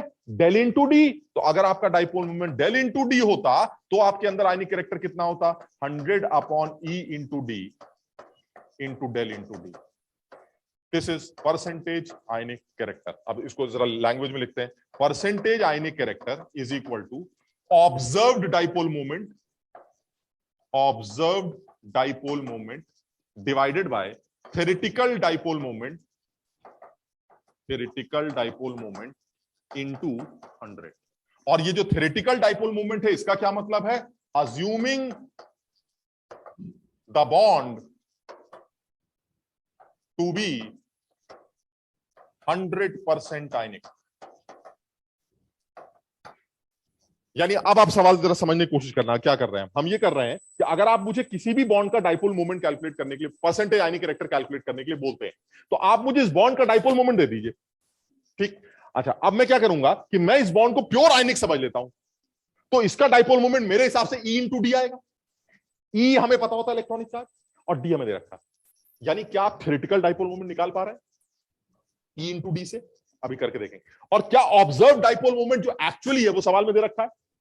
तो दे मारी आंसर है, समझो बात। यानी कहने का मतलब क्या हुआ कि अगर आपको ऑब्जर्व डाइपोल मोमेंट गिवन, तो आप थ्योरेटिकल डाइपोल मोमेंट कैलकुलेट करके with the help of E into D 100 से मल्टीप्लाई करके 100% उसका आयनिक कैरेक्टर कैलकुलेट कर सकते हैं। समझो, पहले आप अपने आप समझो इस बात।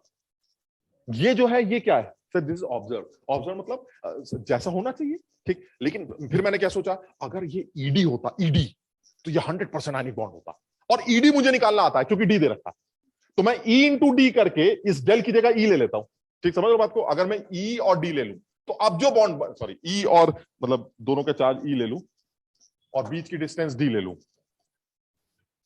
ये भी सिर्फ मैग्नीट्यूड ले लो, तो हम तो मैग्नीट्यूड ही लेते हैं। तो अगर डेल डेल की जगह E हो, डेल डेल की जगह अगर E हो, तो उस केस में क्या होगा? अगर डेल डेल की जगह E हो और इनके बीच की डिस्टेंस D हो, यहां भी D है और यहां भी D, तो ऐसे में if the dipole moment is del D observe and if it is ED 100% ionic. तो मैं कर क्या रहा हूं कि मैं ED कैलकुलेट करके इस बॉन्ड का आयनिक कैरेक्टर 100% मान लेता हूं। तो इस फॉर्मूले के अकॉर्डिंगली अगर ED होता तो 100% होता, लेकिन है तो एक्चुअली डेल D, तो कितने आयनिक कैरेक्टर होगा? That is simple unitary method. और फॉर्मूला क्या निकल के आ रहा है? ऑब्जर्व डाइपोल मोमेंट जो आपको सवाल में दे दिया जाएगा, थ्योरेटिकल डाइपोल मोमेंट आप निकाल लीजिएगा E इंटू डी करके, D देना पड़ेगा आपको, और मल्टीप्लाई 100 करके आप आयनिक कैरेक्टर कैलकुलेट करो। अब जैसे इस सवाल को सॉल्व करके देखते हैं, क्योंकि इसमें यूनिट कन्वर्जन का भी ध्यान देना पड़ेगा। इसे हटा दें। मैं E का वैल्यू 1 नहीं बोला, 1 इलेक्ट्रॉनिक चार्ज बोला। 1 electronic charge in ESU was 4.8 into 10⁻⁻10 ESU and in Coulomb it was 1.6। तो अब आप देख लीजिएगा, आपको अगर ESU में चाहिए तो ESU में रखिएगा, कूलम में चाहिए तो कूलम में रखिएगा। मैं तो दोनों ही करके दिखाता हूं, अभी ESU में भी रखूंगा, कूलम में भी रख के देख लेता हूं।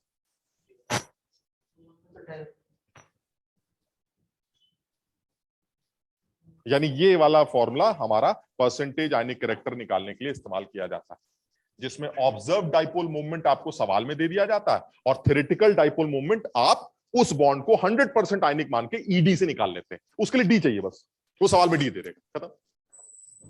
अच्छा, ऐसा हो सकता है कि इस सवाल को आप सॉल्व कर सकें विदाउट D, ऐसा कोई इंफॉर्मेशन दी जाए जिससे आप बिना D के आंसर निकाल सके, ऐसा हो सकता है?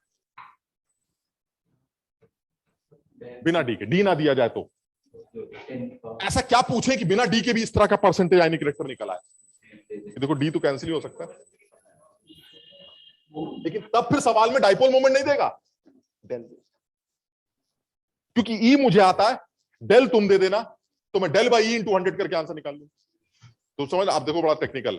अगर डाइपोल मोमेंट दे रखा है ऑब्जर्व, तो आपको डिस्टेंस देना जरूरी, क्योंकि बिना डिस्टेंस के ED नहीं निकाल सकते, ठीक। अगर डाइपोल मोमेंट की जगह उसने पार्शियल चार्ज दे रखा है डेल, तो बिना डिस्टेंस के भी मेरा आंसर आ जाएगा, क्योंकि सर डी तो कैंसिल हो जाता है। तो del divided by E into 100, यानी एक तो आपका डाइपोल मोमेंट के रेस्पेक्ट में आयनिक कैरेक्टर ऐसा है, और नहीं तो आप इसी आयनिक कैरेक्टर को ऐसे भी लिख सकते थे, डेल अपॉन E इंटू 100। ये दोनों बातें सिमिलर हैं, सिर्फ फर्क इतना है, इस केस में आपको पार्शियल चार्ज की रिक्वायरमेंट है और उस केस में डाइपोल मोमेंट की। तो अगर किसी सवाल में आपको किसी भी कोवेलेंट बॉन्ड का डाइपोल मोमेंट दे रखा है, तो that means observe dipole moment given है, आपको थ्योरेटिकल डाइपोल मोमेंट निकालना पड़ेगा, उसके लिए आपको डिस्टेंस की जरूरत पड़ेगी, वो आपको सवाल में देनी पड़ेगी।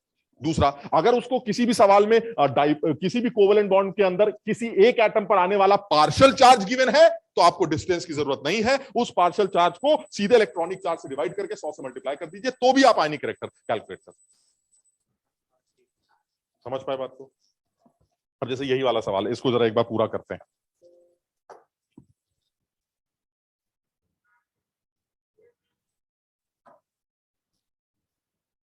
क्या करना होगा? मैंने कहा भाई ऐसा है, मुझे जो परसेंटेज आयनिक कैरेक्टर निकालना है, तुम बताओ इस सवाल में हमें डिस्टेंस की जरूरत पड़ेगी कि नहीं पड़ेगी, क्योंकि सर डाइपोल मोमेंट दे रखा है, डाइपोल मोमेंट दिया है तो आपको ईडी चाहिए, ईडी के लिए आपको डी चाहिए, तो आपने परसेंटेज आयनिक कैरेक्टर कैलकुलेट किया। कैसे करेंगे? ऑब्जर्व्ड, बल्कि इसको ऐसे लिखा जाता है, मैंने तो उसका नाम ही नहीं लिखा अब तक, और डाइपोल मोमेंट को जो लिखने का सिंबल है वो mu, mu observed divided by mu theoretical into 100, ये हमारा परसेंटेज आयनिक कैरेक्टर। और डाइपोल मोमेंट को म्यू से रिप्रेजेंट करते हैं, ठीक। तो mu observed divided by mu theoretical into 100, चलिए ठीक है। अब कैसे निकालेंगे? ऑब्जर्व डाइपोल मोमेंट जो मुझे दे रखा है वो दे रखा है 1.03 डिवाइड, ठीक। इसको ईएसयू सेंटीमीटर में भी कन्वर्ट कर सकते हैं, कूलम मीटर में भी। मान लीजिए ईएसयू सेंटीमीटर में कन्वर्ट करते हैं, तो डिवाइड को ईएसयू सेंटीमीटर में कन्वर्ट करने के लिए क्या करते हैं? 10⁻18 से मल्टीप्लाई कर देंगे, तो ये आया ईएसयू सेंटीमीटर। चलिए डिवाइडेड बाय, अब बताइए जब आप थ्योरेटिकल डाइपोल मोमेंट निकालेंगे तो क्या करना होगा? ईडी। अब अगर ऊपर की यूनिट ईएसयू सेंटीमीटर में, तो ई की यूनिट भी ईएसयू में और डी की यूनिट सेंटीमीटर में होनी चाहिए, और ई की यूनिट ईएसयू में 4.8 इंटू 10⁻10 होती है। ये सब याद रखना पड़ेगा। यानी इलेक्ट्रॉनिक चार्ज ईएसयू में कितना होता है? 4.8 इंटू 10⁻10 ईएसयू। और जब आप डिस्टेंस को सेंटीमीटर में रखेंगे तो 1.275 इंटू 10⁻8 इंटू 100, ये आपका आंसर आएगा। आप सॉल्व कर लीजिए, लगभग 17% निकल के आता है, almost 17%। So the percentage ionic character of HCl bond is almost 17%, ठीक। सर ये तो ठीक है, इसका दूसरा तरीका क्या करने का? चलिए दूसरा मेथड ले लेते हैं। दूसरे मेथड में क्या होगा? दूसरे मेथड में सर यूनिट का फर्क हो जाएगा। This is method 1 and this is method 2। Unit का फर्क मतलब, यूनिट के फर्क का मतलब हुआ कि आप जो 1.03 डिवाइड दे रहे हैं उसको कूलम मीटर में भी तो लिख सकते थे। ये -30 कूलम मीटर, ठीक, डिवाइडेड बाय। अब जब तुम ईडी लिखोगे वो भी कूलम मीटर में होना चाहिए, तो इलेक्ट्रॉनिक चार्ज कूलम में ये नहीं होता, 1.6 वाला होता है। 1.6 इंटू 10⁻19 कूलम, और मीटर में इंटू, सॉल्व करिए 17, आपको जैसे करना है। यानी अगर आपने डिवाई को ईएसयू में कन्वर्ट करके सॉल्व करना है तो ईडी में भी ई ईएसयू में होना चाहिए और डी सेंटीमीटर में होना चाहिए। अगर आपको डिवाई को कूलम मीटर में कन्वर्ट करना है तो ईडी में ई कूलम में होना चाहिए और डी मीटर में होना चाहिए। तो लॉजिकल है ना, तभी तो यूनिट्स कैंसिल होंगे। ये ईएसयू सेंटीमीटर, कूलम मीटर, ये कैंसिल होगा, तभी तो आंसर परसेंटेज आएगा। मतलब समझो यूनिट लेस नंबर, वो 17%, 16% ये निकल, यानी HCl का बॉन्ड जो है आपका लगभग 17% आयनिक कैरेक्टर रखता है, ऑलमोस्ट।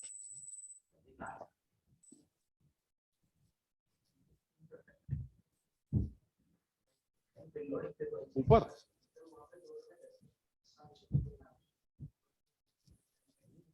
तो पावर बदल दी ना, -8 -10, क्या कह रहा है? नहीं भाई, 1.275 एंगस्ट्रॉम है ना, एंगस्ट्रॉम को मीटर में कन्वर्ट नहीं कर पाते। This angstrom in meter it will be 1.275 into 10⁻10, and in centimeter it will be 1.275 into 10⁻8। जैसे बोल लो,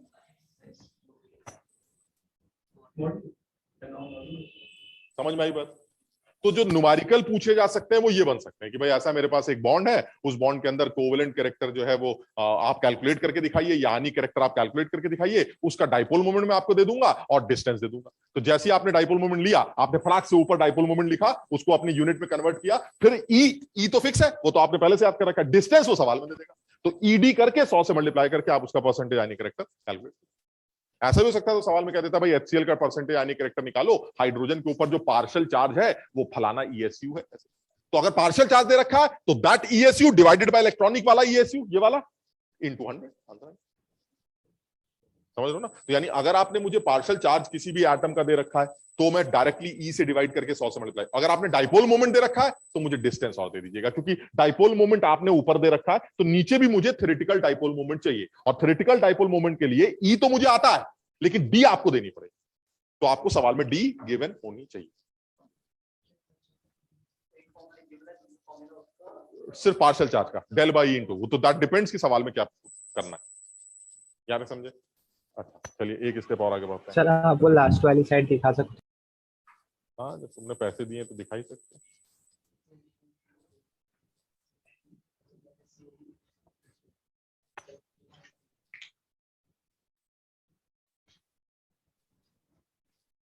ठीक है बेटा।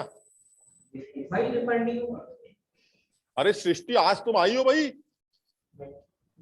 Yes sir. तुम क्यों नहीं आ रही थी अब तक? सर एक्चुअली मेरा गला खराब है, मुझको कोल्ड हो गया है, तो फिर वहां पे आऊंगी तो फिर नहीं इसलिए मैं घर से ले रही हूँ सारी क्लासेस। नहीं सारी क्लासेस नहीं, तुम आज कल की क्लास नहीं ली थी तुमने? हाँ कल की नहीं ली थी, आज मेरा प्रैक्टिकल था ना। ओहो ठीक है। ये अब वैभव काका तो आए हैं। लवली कैसी हो भाई?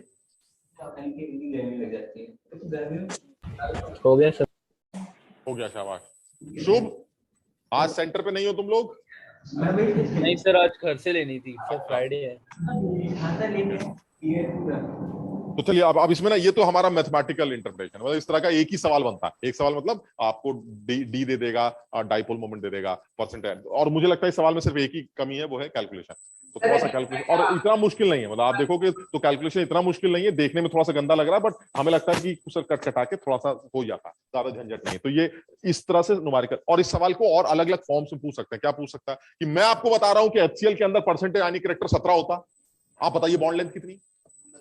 अब तुम सब बात को इक्वेशन में रख के अपना जो अननोन होगा दाएं बाएं करके सॉल्व कर लेंगे। तो अब तुम देख ही रहो क्या क्या अननोन हो सकता है। सर ये डिस्टेंस अननोन हो सकती है, अब ये नहीं हो सकता सर, ये तो इलेक्ट्रॉनिक चार्ज है, ये तो दुनिया को पता है, ठीक, ये अननोन हो सकता है या ये अननोन हो सकता है। तो या तो ऑब्जर्व डाइपोल मोमेंट अननोन होगा, या डिस्टेंस अननोन होगी, या आयनिक कैरेक्टर अननोन होगा। अब इन तीनों में सर आप दो बातें मुझे बता दीजिएगा, ये डिस्टेंस हो गई और ये आपका डाइपोल। अब इन तीनों में आप दो बातें मुझे दे दीजिए, तीसरी अननोन मैं कैलकुलेट कर लूंगा। तो जैसे आपको पूछना है पूछ लीजिए। समझ में आ गई बात? ठीक। अच्छा अब थोड़ा सा थ्योरेटिकल बात करते हैं। ये बताओ क्या ये पॉसिबल है कि किसी बॉन्ड के अंदर, हाँ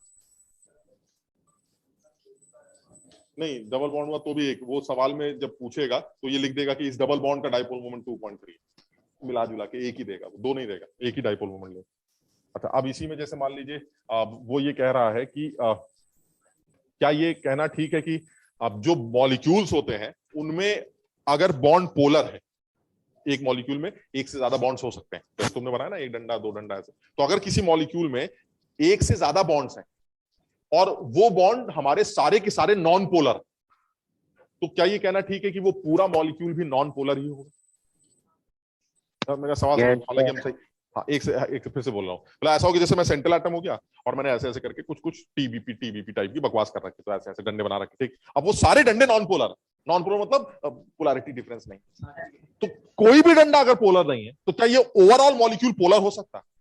नहीं सर, बात ही खत्म हो गई। जब वेक्टर ही नहीं है तो उनका रिजल्टेंट क्या निकालना सर? तो सवाल ही नहीं उठता पोलर होने का। यहां तक ठीक है। अच्छा क्या ये कहना ठीक है कि अगर किसी मॉलिक्यूल में इंडिविजुअल बॉन्ड्स पोलर हों तो एटलीस्ट ये तो कंफर्म है वो पूरा मॉलिक्यूल पोलर होगा? बिल्कुल गलत है, कल ही हमने समझाया था ये रिजल्टेंट जीरो हो सकता। अरे कल ही तो बात हुई थी हमारी, इसलिए कल हमने बात की थी ये वाली। इंडिविजुअल तो पोलर है सर, लेकिन निपटा देते हैं एक दूसरे को, ये तो हो सकता है because resultant vector some it can be zero. कुछ समझ पाए बात को? यानी कहने का मतलब ये हुआ कि, और ऐसे केस में क्या ये कहना ठीक है कि it is only because of symmetric nature? यानी अगर कोई मॉलिक्यूल सिमेट्रिक है तो चाहे उसके इंडिविजुअल बॉन्ड्स पोलर हो चाहे ना हो, ओवरऑल मॉलिक्यूल नॉन पोलर की कैटेगरी में जाएगा। ये ठीक है? यानी अगर मैं ये कहता हूं कि पहला ऐसे बोल देते, जैसे फर्स्ट पॉइंट अगर मैं लिखना चाहूं कि mu net is equal to 0, ये क्या रिप्रेजेंट करता? तो मैं ये बोल म्यू नेट का मतलब समझ रहे हो? Resultant net. तो ये जो म्यू नेट है अगर ये 0 रिप्रेजेंट कर रहा है तो इसके दो कहानी हो सकती है। पहली कहानी हो सकती है कि इंडिविजुअल बॉन्ड्स जो आपके अंदर हैं they are non polar, polarity है ही नहीं कहीं, बात ही खत्म, आर नॉन पोलर। ठीक है ये? और नहीं तो individual bonds are polar, still mu net is 0, that means the molecule is symmetric. यानी इंडिविजुअल बॉन्ड्स अगर पोलर हुए, इंडिविजुअल बॉन्ड्स तो पोलर हैं but due to symmetry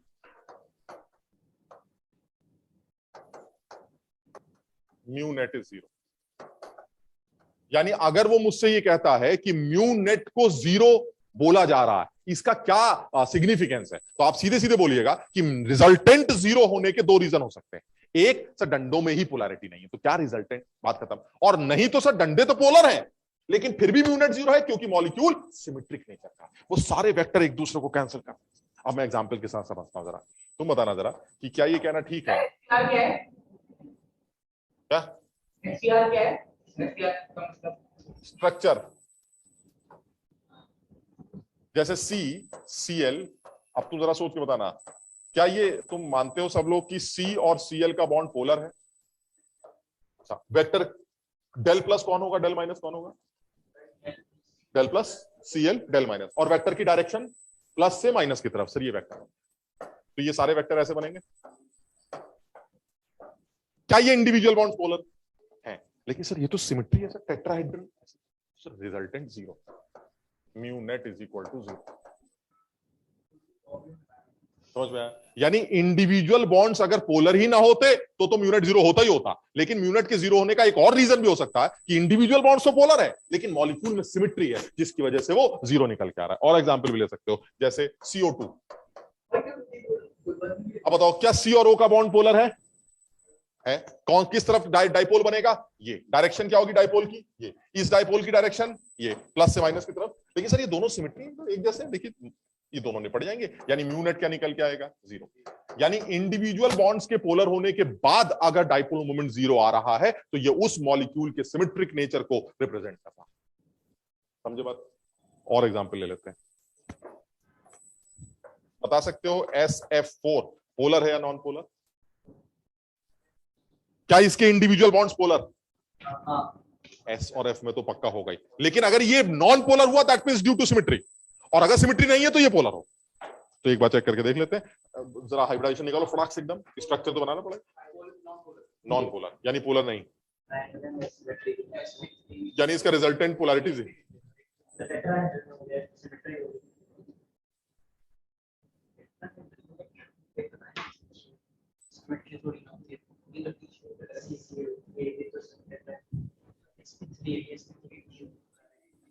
sp3d है और ये C100 है, और C100 सिमेट्रिक नहीं होता, ये पोलर मॉलिक्यूल। अब देखो ये शेप निकालने में गड़बड़ नहीं होनी चाहिए भाई।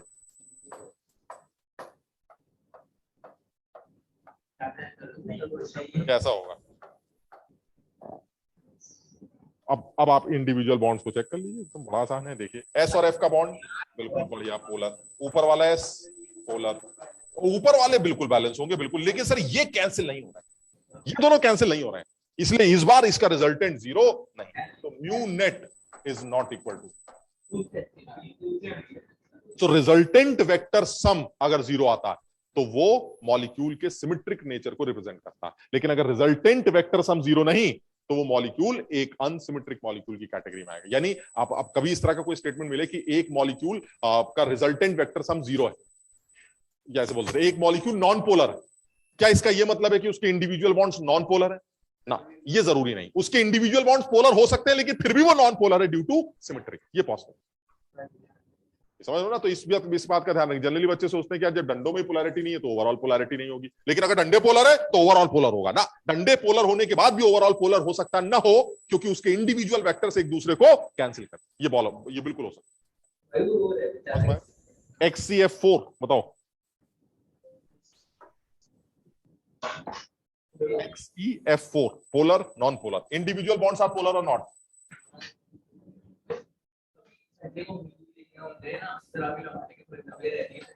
XEF4 इंडिविजुअल बॉन्ड्स पोलर है कि नहीं?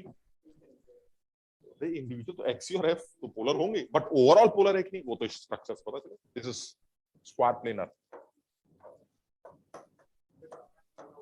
बिल्कुल नॉन पोलर आदमी, सब बैलेंस हो, सब बैलेंस।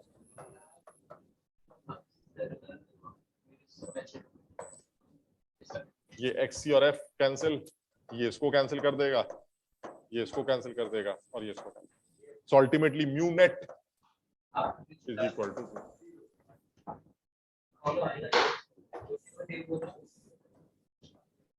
PCl5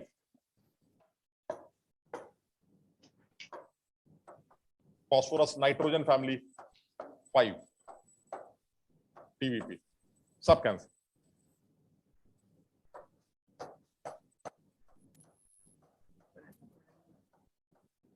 mu net 0। कल हम लोगों ने लास्ट क्लास में डिस्कशन की है। ये अच्छा सवाल था, PCl2F3 ये हमने बनाया था।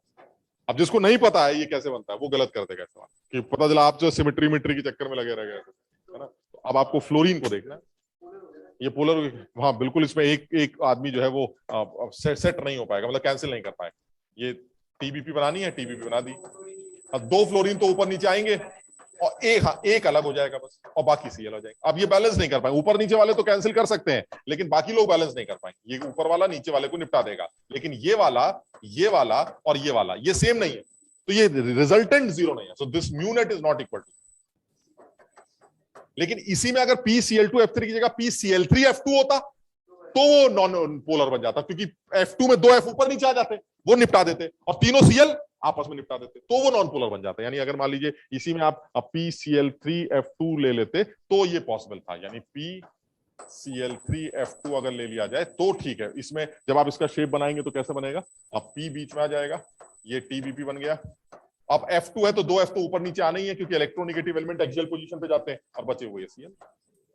अब देखिए इसमें सिमेट्री, इसमें दिखाई दे रहा है कि ऊपर वाला F वाला डंडा डाइपोल नीचे वाले डाइपोल को कैंसिल कर देगा, और ये वाले जो 3 वेक्टर हैं ये आइडेंटिकल हैं, और आइडेंटिकल 120 डिग्री वेक्टर से एक दूसरे को नलिफाई कर देते। तो अब इसमें म्यू नेट क्या निकल के आएगा, अब ये म्यू नेट, यानी कहने का मतलब ये हुआ कि इंडिविजुअल बॉन्ड्स की पोलैरिटी के बाद भी बॉन्ड मॉलिक्यूल नॉन पोलर हो सकता है, वो सिमेट्री की वजह से। और अगर वो तब भी नॉन पोलर, मतलब उसकी पोलैरिटी 0 नहीं आ रही है, तो इसका मतलब वन सिमेट्रिक स्ट्रक्चर, यानी इंडिविजुअल बॉन्ड्स की पोलैरिटी हमेशा मॉलिक्यूल को पोलर बनाए ये जरूरी नहीं, वो सिमेट्रिक नेचर उसको नॉन पोलर बना सकता है। कुछ समझे बात?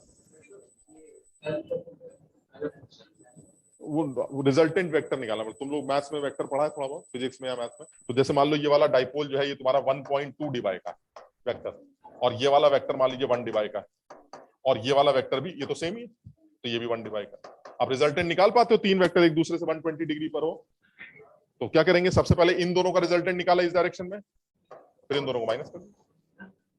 ये एंगल 120 है ना, तो 2 वेक्टर अगर 120 डिग्री पर हैं तो resultant vector a² + b² + 2ab cos theta से, तो उससे वेक्टर निकाला, और इस वेक्टर को उस वेक्टर से कैंसिल करके रिजल्टेंट वेक्टर कैलकुलेट किया।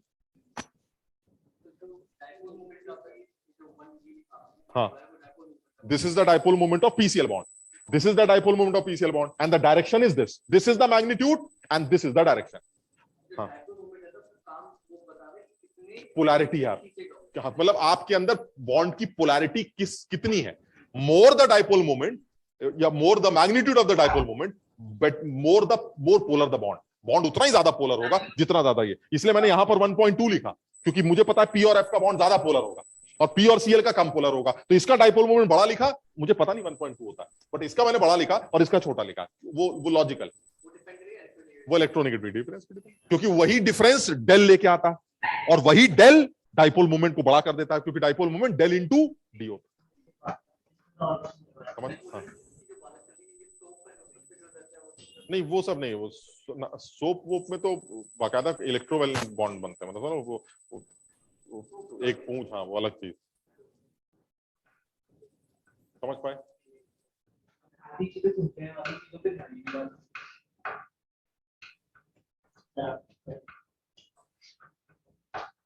हाँ भाई अर्जुन, समझ में आया? Hello hello sir, can you hear me? आया, समझ में आया बेटा? यस सर, आगे। काका? Yes sir. सर आप दिखाई नहीं दे रहे। ये हटा दे भाई। सर दिख ही नहीं रहा कुछ।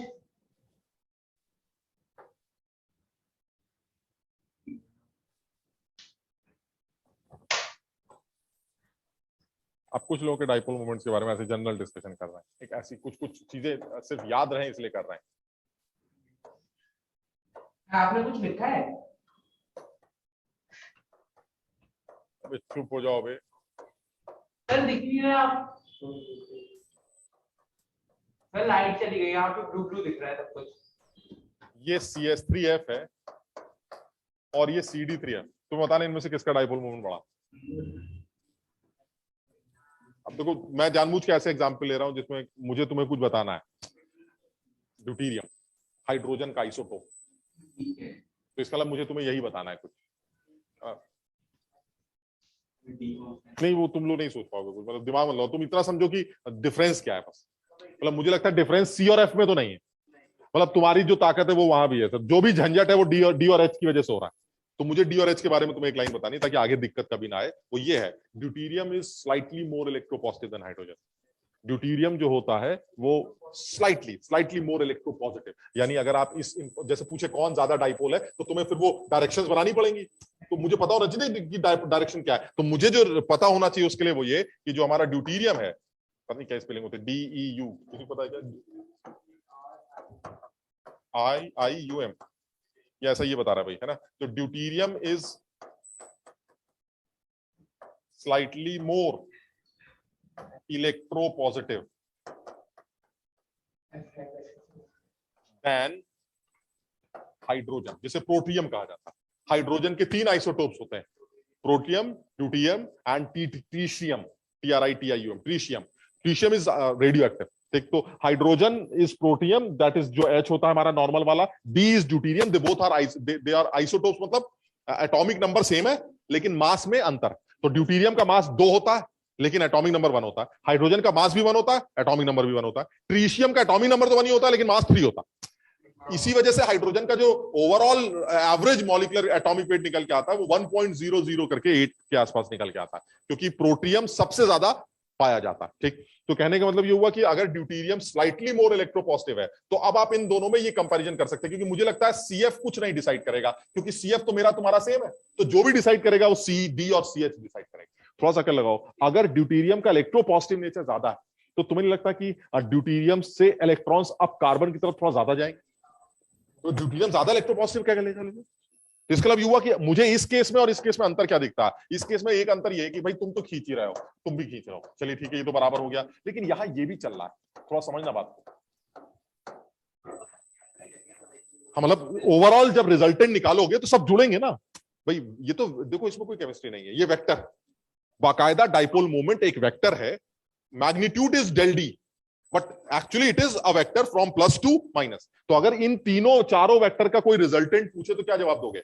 ये 3 वेक्टर उस वेक्टर के साथ एडिशन में जा रहे हैं या सब्ट्रैक्शन में? ये तीनों का रिजल्टेंट एडिशन में जा रहे हैं, सब ऊपर की तरफ। तो इसका मतलब हुआ सर इसका जो डाइपोल मोमेंट निकल के आएगा वो इसके डाइपोल मोमेंट से ज्यादा निकलेगा। So dipole moment of CD3F is more than the dipole moment of CS3। तो समझे बात? और एग्जांपल लेते हैं, इसे नोट कर लो भाई, और ये इंपॉर्टेंट है, इसको जरूर याद रखना, आगे भी कई जगह पर इसका इस्तेमाल होगा।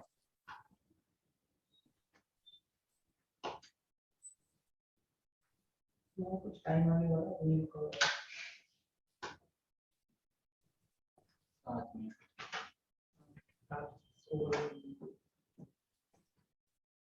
हटा दें, सब में नहीं होगा ऐसा। ये ड्यूटेरियम के लिए बोला गया, सारे आइसोटोप्स में तो हो सकता है इलेक्ट्रोनेगेटिविटी सिमिलर ही आती हो। ड्यूटेरियम छोटे साइज का है, उनमें तो ये कहते हैं कि थोड़ा सा भी डिफरेंस आता है तो आपको पोलैरिटी में डिफरेंस दिखाई देता है। तो CD3F थोड़ा सा ज्यादा पोलर दिखाई देता है एज कंपेयर टू CS3। अब वो कितना है क्या है हमें इससे मतलब नहीं, हमें इसके डाइपोल मोमेंट्स याद नहीं करने, लेकिन हमें ये आइडिया होना चाहिए कि ऐसा है। हटा दें इसको, और एग्जाम्पल ले लेते हैं। एक एग्जाम्पल NCERT का है, और बड़ी अच्छी बात है NCERT में ये इस तरह का एग्जाम्पल दिया जाता है। तो एक एग्जाम्पल बड़ा अच्छा NCERT में दे रखा है NH3 और NF3 का। एक है NH3 और एक है NF3। तुम अपने आप पहले सोच के देखो किसका डाइपोल मोमेंट ज्यादा है। पहले तो ये NH3 और NF3 की शक्ल तो बनानी पड़ेगी, कहीं ऐसा ना हो सिमेट्री हो, पता चला हम लगे पड़े और सिमेट्री की वजह से 0 हो गया। पहले स्ट्रक्चर बना लेते हैं। और तुम शायद समझ गए होगे, नाइट्रोजन पे एक लोन पेयर है, अब तुम निकाल भी सकते हो जो हमारा रूल है, दिस इज पिरामिड।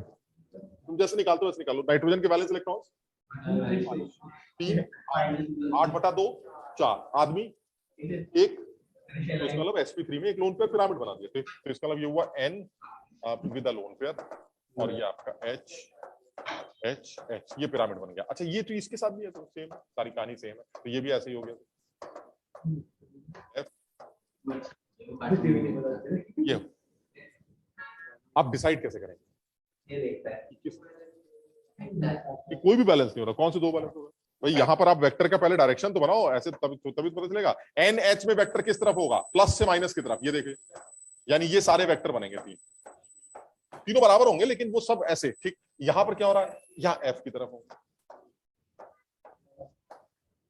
अब डिसाइड कैसे करेंगे ये नहीं समझ में आ रहा, किसका रिजल्टेंट बड़ा है किसका रिजल्टेंट छोटा है, ये कैसे डिसाइड करेंगे, ये मुश्किल।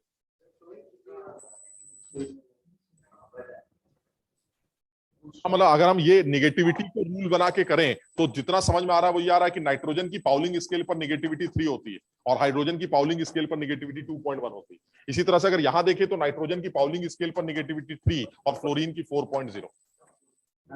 तो जहां तक निगेटिविटी का डिफरेंस है वहां ज्यादा, क्योंकि वहां निगेटिविटी डिफरेंस 1 है और यहां निगेटिविटी डिफरेंस 0.9। सर वहां निगेटिविटी डिफरेंस ज्यादा लग रहा है, इसका मतलब ज्यादा पोलैरिटी, और ज्यादा पोलैरिटी है तो हो सकता है रिजल्टेंट वेक्टर ज्यादा बड़ा है। लेकिन डिसाइड फिर भी अभी मतलब जिस क्राइटेरिया से भी करना। और बड़े मजे की बात की कि एनसीईआरटी में दे रखा है इतना अच्छा सवाल, और ये पूछा जा चुका है हमारे एग्जाम्स में भी। इसमें एक चीज का ध्यान देना है बस, इसमें एक और वेक्टर है जो हम दिखा नहीं रहे हैं और वो वेक्टर है ये वाला, ये वाला। हाँ वही बात कर रहे हैं। मान लो ऐसा है तो फिर हमें समझ में आ गया ये जीत गया, क्योंकि यहां तो सारे ऊपर जा रहे हैं, वहां ऊपर वाला नीचे वाले से घात घट रहा है, ठीक। लेकिन अब मानना ये है कि सर ये मान क्या ले, ये बताइए बनाए क्या डंडा, ये कौन सा डंडा है, ये कौन सा वेक्टर आ गया। सर वेक्टर के लिए क्या बोला था आपने, वेक्टर का मतलब है प्लस से माइनस की तरफ का एक डायरेक्शन बनाना था आपको। तो यहाँ तो डंडा आदमी नहीं है, तो ये कौन सा आपने वेक्टर खींच दिया ऊपर। This is a vector of lone pair with the nucleus of nitrogen. Nitrogen nucleus is positively charge, her nucleus positively charge होता है और उसके ऊपर एक लोन पेयर। एक वेक्टर पॉजिटिव चार्ज और लोन पेयर के बीच में भी बनता है जिसको दिखाया नहीं जाता क्योंकि हम उसका मैग्नीट्यूड कैलकुलेट नहीं कर सकते। यानी आपको अगर कभी इस तरह, जैसे अभी इस सवाल में तो ऐसा दिख रहा है, तो हमने अगर वो पूछे कि NH3 और NF3 में डाइपोल मोमेंट अमोनिया का ज्यादा क्यों होता है, तो आप साफ साफ दिखाइएगा कि इस नाइट्रोजन के न्यूक्लियस के साथ उसके लोन पेयर का प्लस से माइनस, अब ठीक है प्लस से माइनस, तो प्लस से माइनस की तरफ जो वेक्टर बनता है वो इन तीनों के साथ जुड़ता है, जबकि यहां पर नाइट्रोजन के साथ जो लोन पेयर का वेक्टर बना है वो इन तीनों के साथ घटता है। इसलिए डाइपोल मोमेंट ओवरऑल किसका बड़ा देखने को मिलता है, NH3 का एज कंपेयर टू NF3, जबकि बॉन्ड की पोलैरिटी डिफरेंस वहां ज्यादा है, still this is more polar. यहां पर नेगेटिविटी डिफरेंस ज्यादा है, still this bond is more polar because of this lone pair का इनके साथ जुड़ना। So resultant will be addition से आएगा और वहां रिजल्टेंट सबट्रैक्शन से आएगा। सबट्रैक्शन से कुछ ना कुछ तो कम हो ही जाएगा, तो अल्टीमेटली वो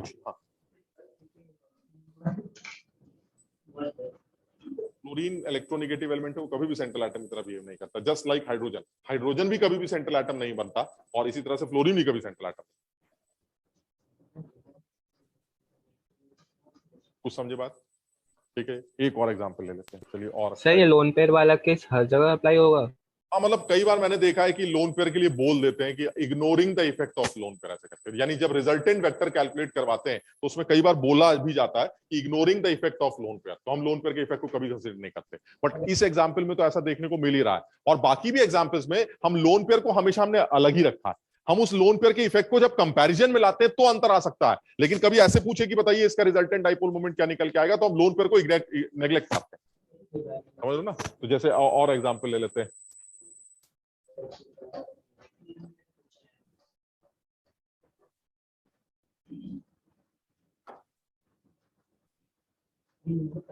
जैसे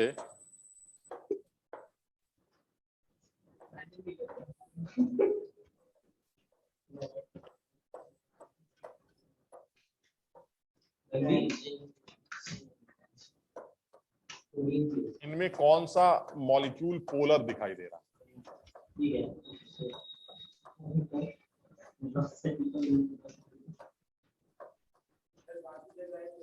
हाँ बाकी जगह है, ये बाकी सारे हाइड्रोजन्स। कौन सा आदमी पोलर है, कौन सा नॉन पोलर? पहला वाला तो पक्का बिल्कुल नॉन पोलर है, क्योंकि हमें रिजल्टेंट बिल्कुल साफ, हमें निकालना नहीं आता होगा रिजल्टेंट, लेकिन हमें ये पता है कि बिल्कुल पक्का जीरो है। क्यों? क्योंकि सर क्या दिख रहा है इसमें, क्या दिमाग लगाना है सर, Cl ऊपर चूसेगा, ये Cl नीचे चूसेगा, और क्योंकि दोनों ही Cl है तो बराबर ही होगा ताकत, तो इसका मतलब खेल खत्म हो जाएगा। और बाकी तो सब क्या देखना, क्या sir this mu net is zero, और बाकी दोनों के अंदर पोलैरिटी जरूर आएगी, क्योंकि अब रिजल्टेंट कैंसिल नहीं हो रहा। ये देखिए आप, कुछ ना कुछ तो रिजल्टेंट है, और ऐसे यहां पर भी कुछ ना कुछ तो रिजल्टेंट है। अब तुम्हें जितनी भी आती है, हम तो भूल चुके हैं, लेकिन तुम्हें जितना भी आता है तुम अपने हिसाब से बता देना इन दोनों में ज्यादा डाइपोल मोमेंट किसका हो। अब देखो हमें तो नहीं आता है, तुम्हें अगर आता हो तो तुम अपने हिसाब से आंसर दे देना। ये क्लियर है कि ये दोनों लोग एक दूसरे की मेटा पोजीशंस पर हैं और ये दोनों एक दूसरे की ऑर्थो पोजीशंस पर हैं, यानी एक पोजीशन के रेस्पेक्ट में जो ऑपोजिट पोजीशन होती है वो पैरा पोजीशन होती है।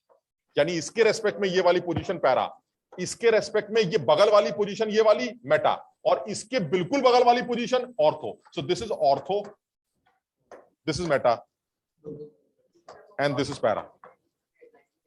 नहीं मतलब ये ऐसा हो गया ना, जैसे इसको ऐसे याद कर लेते हैं, पहले आगे भी कभी इस्तेमाल करेंगे। जैसे ये बेंजीन हो गई, तो ये मान लीजिए ये ए, तो इस ए के रेस्पेक्ट में जो पहला आदमी वो ऑर्थो, यानी ऑर्थो इधर भी है इधर भी है, सेम है, दोनों ऑर्थो।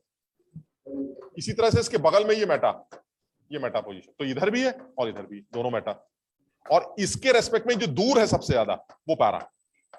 तो अब सवाल तुमसे ये पूछा जा रहा है, ये बताइए कि अगर मैं सीएल को फिक्स कर दूं तो ये पैरा वाला सीएल ज्यादा डाइपोल मोमेंट शो कर रहा है या मेटा वाला है? और तो हमने कर दिया ऐसा, पैरा वाला का तो जीरो, ये दोनों तो एक दूसरे को कैंसिल कर देंगे, उसको चेक करने की जरूरत ही नहीं। इन दोनों में चेक करना है। अब ये तुम्हारी गणित है जो तुम्हें आती है नहीं आती मुझे नहीं पता। ये एंगल 120 डिग्री का है, ये एंगल 60 डिग्री का है, और 120 और 60 डिग्री में जिसका भी रिजल्टेंट वेक्टर ज्यादा निकल गया, because the vector is same.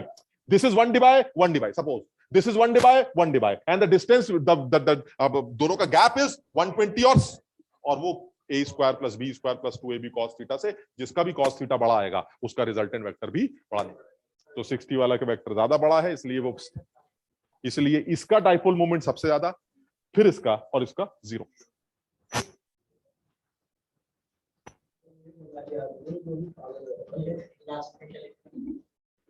तो समझे बात? सर हाँ सर हमें कैसे पता है एंगल 60 है या 120 है? अरे भाई बेंजीन है, साइक्लोहेक्स, बिल्कुल जैसे हेक्सेन होता है, क्या कहते हैं उसको, हेक्सागन। हेक्सागन में एंगल कुछ नहीं समझ में आता ये ऐसे।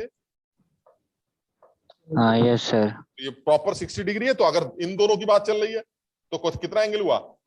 120 की बात चल रही है तो 60, तो वो तो हम एंगल जानते हैं। समझ में आ गया? Yes sir. एक लास्ट बस, और ये बड़ा अच्छा एग्जांपल, ये आखिरी।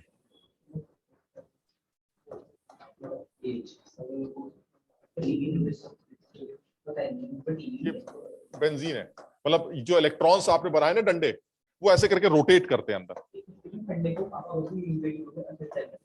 हाँ इलेक्ट्रॉन्स, डंडे तो कुछ होता ही नहीं है, इलेक्ट्रॉन्स।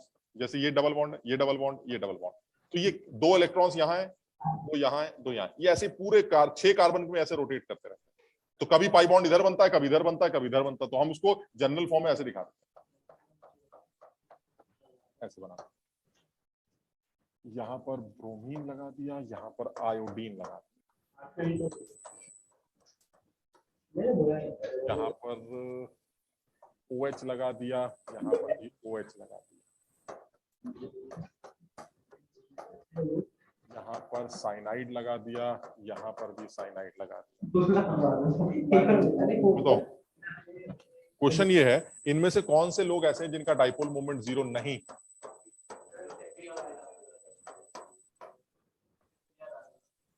देखो ये तो 0 है, इसमें तो कुछ दिमाग लगाना नहीं, ये ऊपर चूस लेगा, ये नीचे खींच लेगा, दोनों बराबर हैं, खेल खत्म हो जाएगा। So mu net is 0। चलिए ये तो ठीक, इसमें ठीक है सर, ब्रोमीन थोड़ा ज्यादा खींचेगा, और तो अल्टीमेटली ये सर दोनों खींचने वाले लोग हैं, लेकिन इनका रिजल्टेंट एक दूसरे को कैंसिल नहीं कर पाएगा। ठीक है, ये आप ये तुम नहीं कर पाओगे, ये तुम बता सकते हो सर दोनों ही एक जैसे लोग हैं, तो सर दोनों ही बराबर तरीके से खींचेंगे, और अगर दोनों ही बराबर खींचेंगे तो इसका जो म्यू नेट है वो सेम निकल गया है। हाँ खींचना चाहिए, लेकिन फर्क इसमें इसलिए है क्योंकि ऑक्सीजन पे 2 लोन पेयर भी होते हैं, और उसकी वजह से जो इन OH बॉन्ड की पोलैरिटी और इस OH बॉन्ड का जो डायरेक्शन है, वो दोनों डायरेक्शन जो है एक दूसरे के वेक्टर को कैंसिल नहीं कर पाते। यानी OH ऐसे है, एक ऊपर वाला OH का वेक्टर ऐसे है और दूसरे वाले OH का वेक्टर ऐसे है, ये दोनों वेक्टर लोन पेयर भी है ना इसे, तो ये दोनों वेक्टर एग्जैक्टली ऑपोजिट डायरेक्शन में नहीं है, ये कैंसिल नहीं होते। बिल्कुल याद रखना इस बात को कि अगर रिंग से OH लगा हो और OH लगा हो, या SH, S भी तो ऑक्सीजन फैमिली है, तो इसका मतलब चाहे वो SH हो चाहे OH हो सर, ये वो 2 लोग हैं जिनका म्यू नेट 0 नहीं हो सकता, बात खत्म। लेकिन यहां हो सकता है, यहां हो सकता है क्यों? क्योंकि सर ये लीनियर स्ट्रक्चर है, कार्बन के साथ ट्रिपल बॉन्ड लगा, sp, याद है एसपी हाइब्रिड। और अगर एसपी हुआ तो ये लीनियर का ठीक है सर, एक इस डायरेक्शन में एक इस डायरेक्शन में ऐसे करके ये कैंसिल हो सकते हैं, लेकिन ये वाला जो वेक्टर OH ये टेट्राहेड्रन है, तो एक वेक्टर ऐसा बनेगा, एक वेक्टर ऐसे नीचे वाले का बनेगा, ये कैंसिल नहीं हो सकते क्योंकि ये एग्जैक्टली ऑपोजिट डायरेक्शन में नहीं। तो इसका मतलब ये हुआ, ये अब OH वाले और SSH वाले ये दोनों लोग म्यूनेट 0 नहीं शो करेंगे। हाँ मतलब जैसे O के साथ H लग गया, S के साथ H लग गया, तो वहां ये झंझट दोनों जगहों पर देखने को मिले। तो इसका मतलब ये हुआ कि सर यहां पर म्यूनेट 0 नहीं।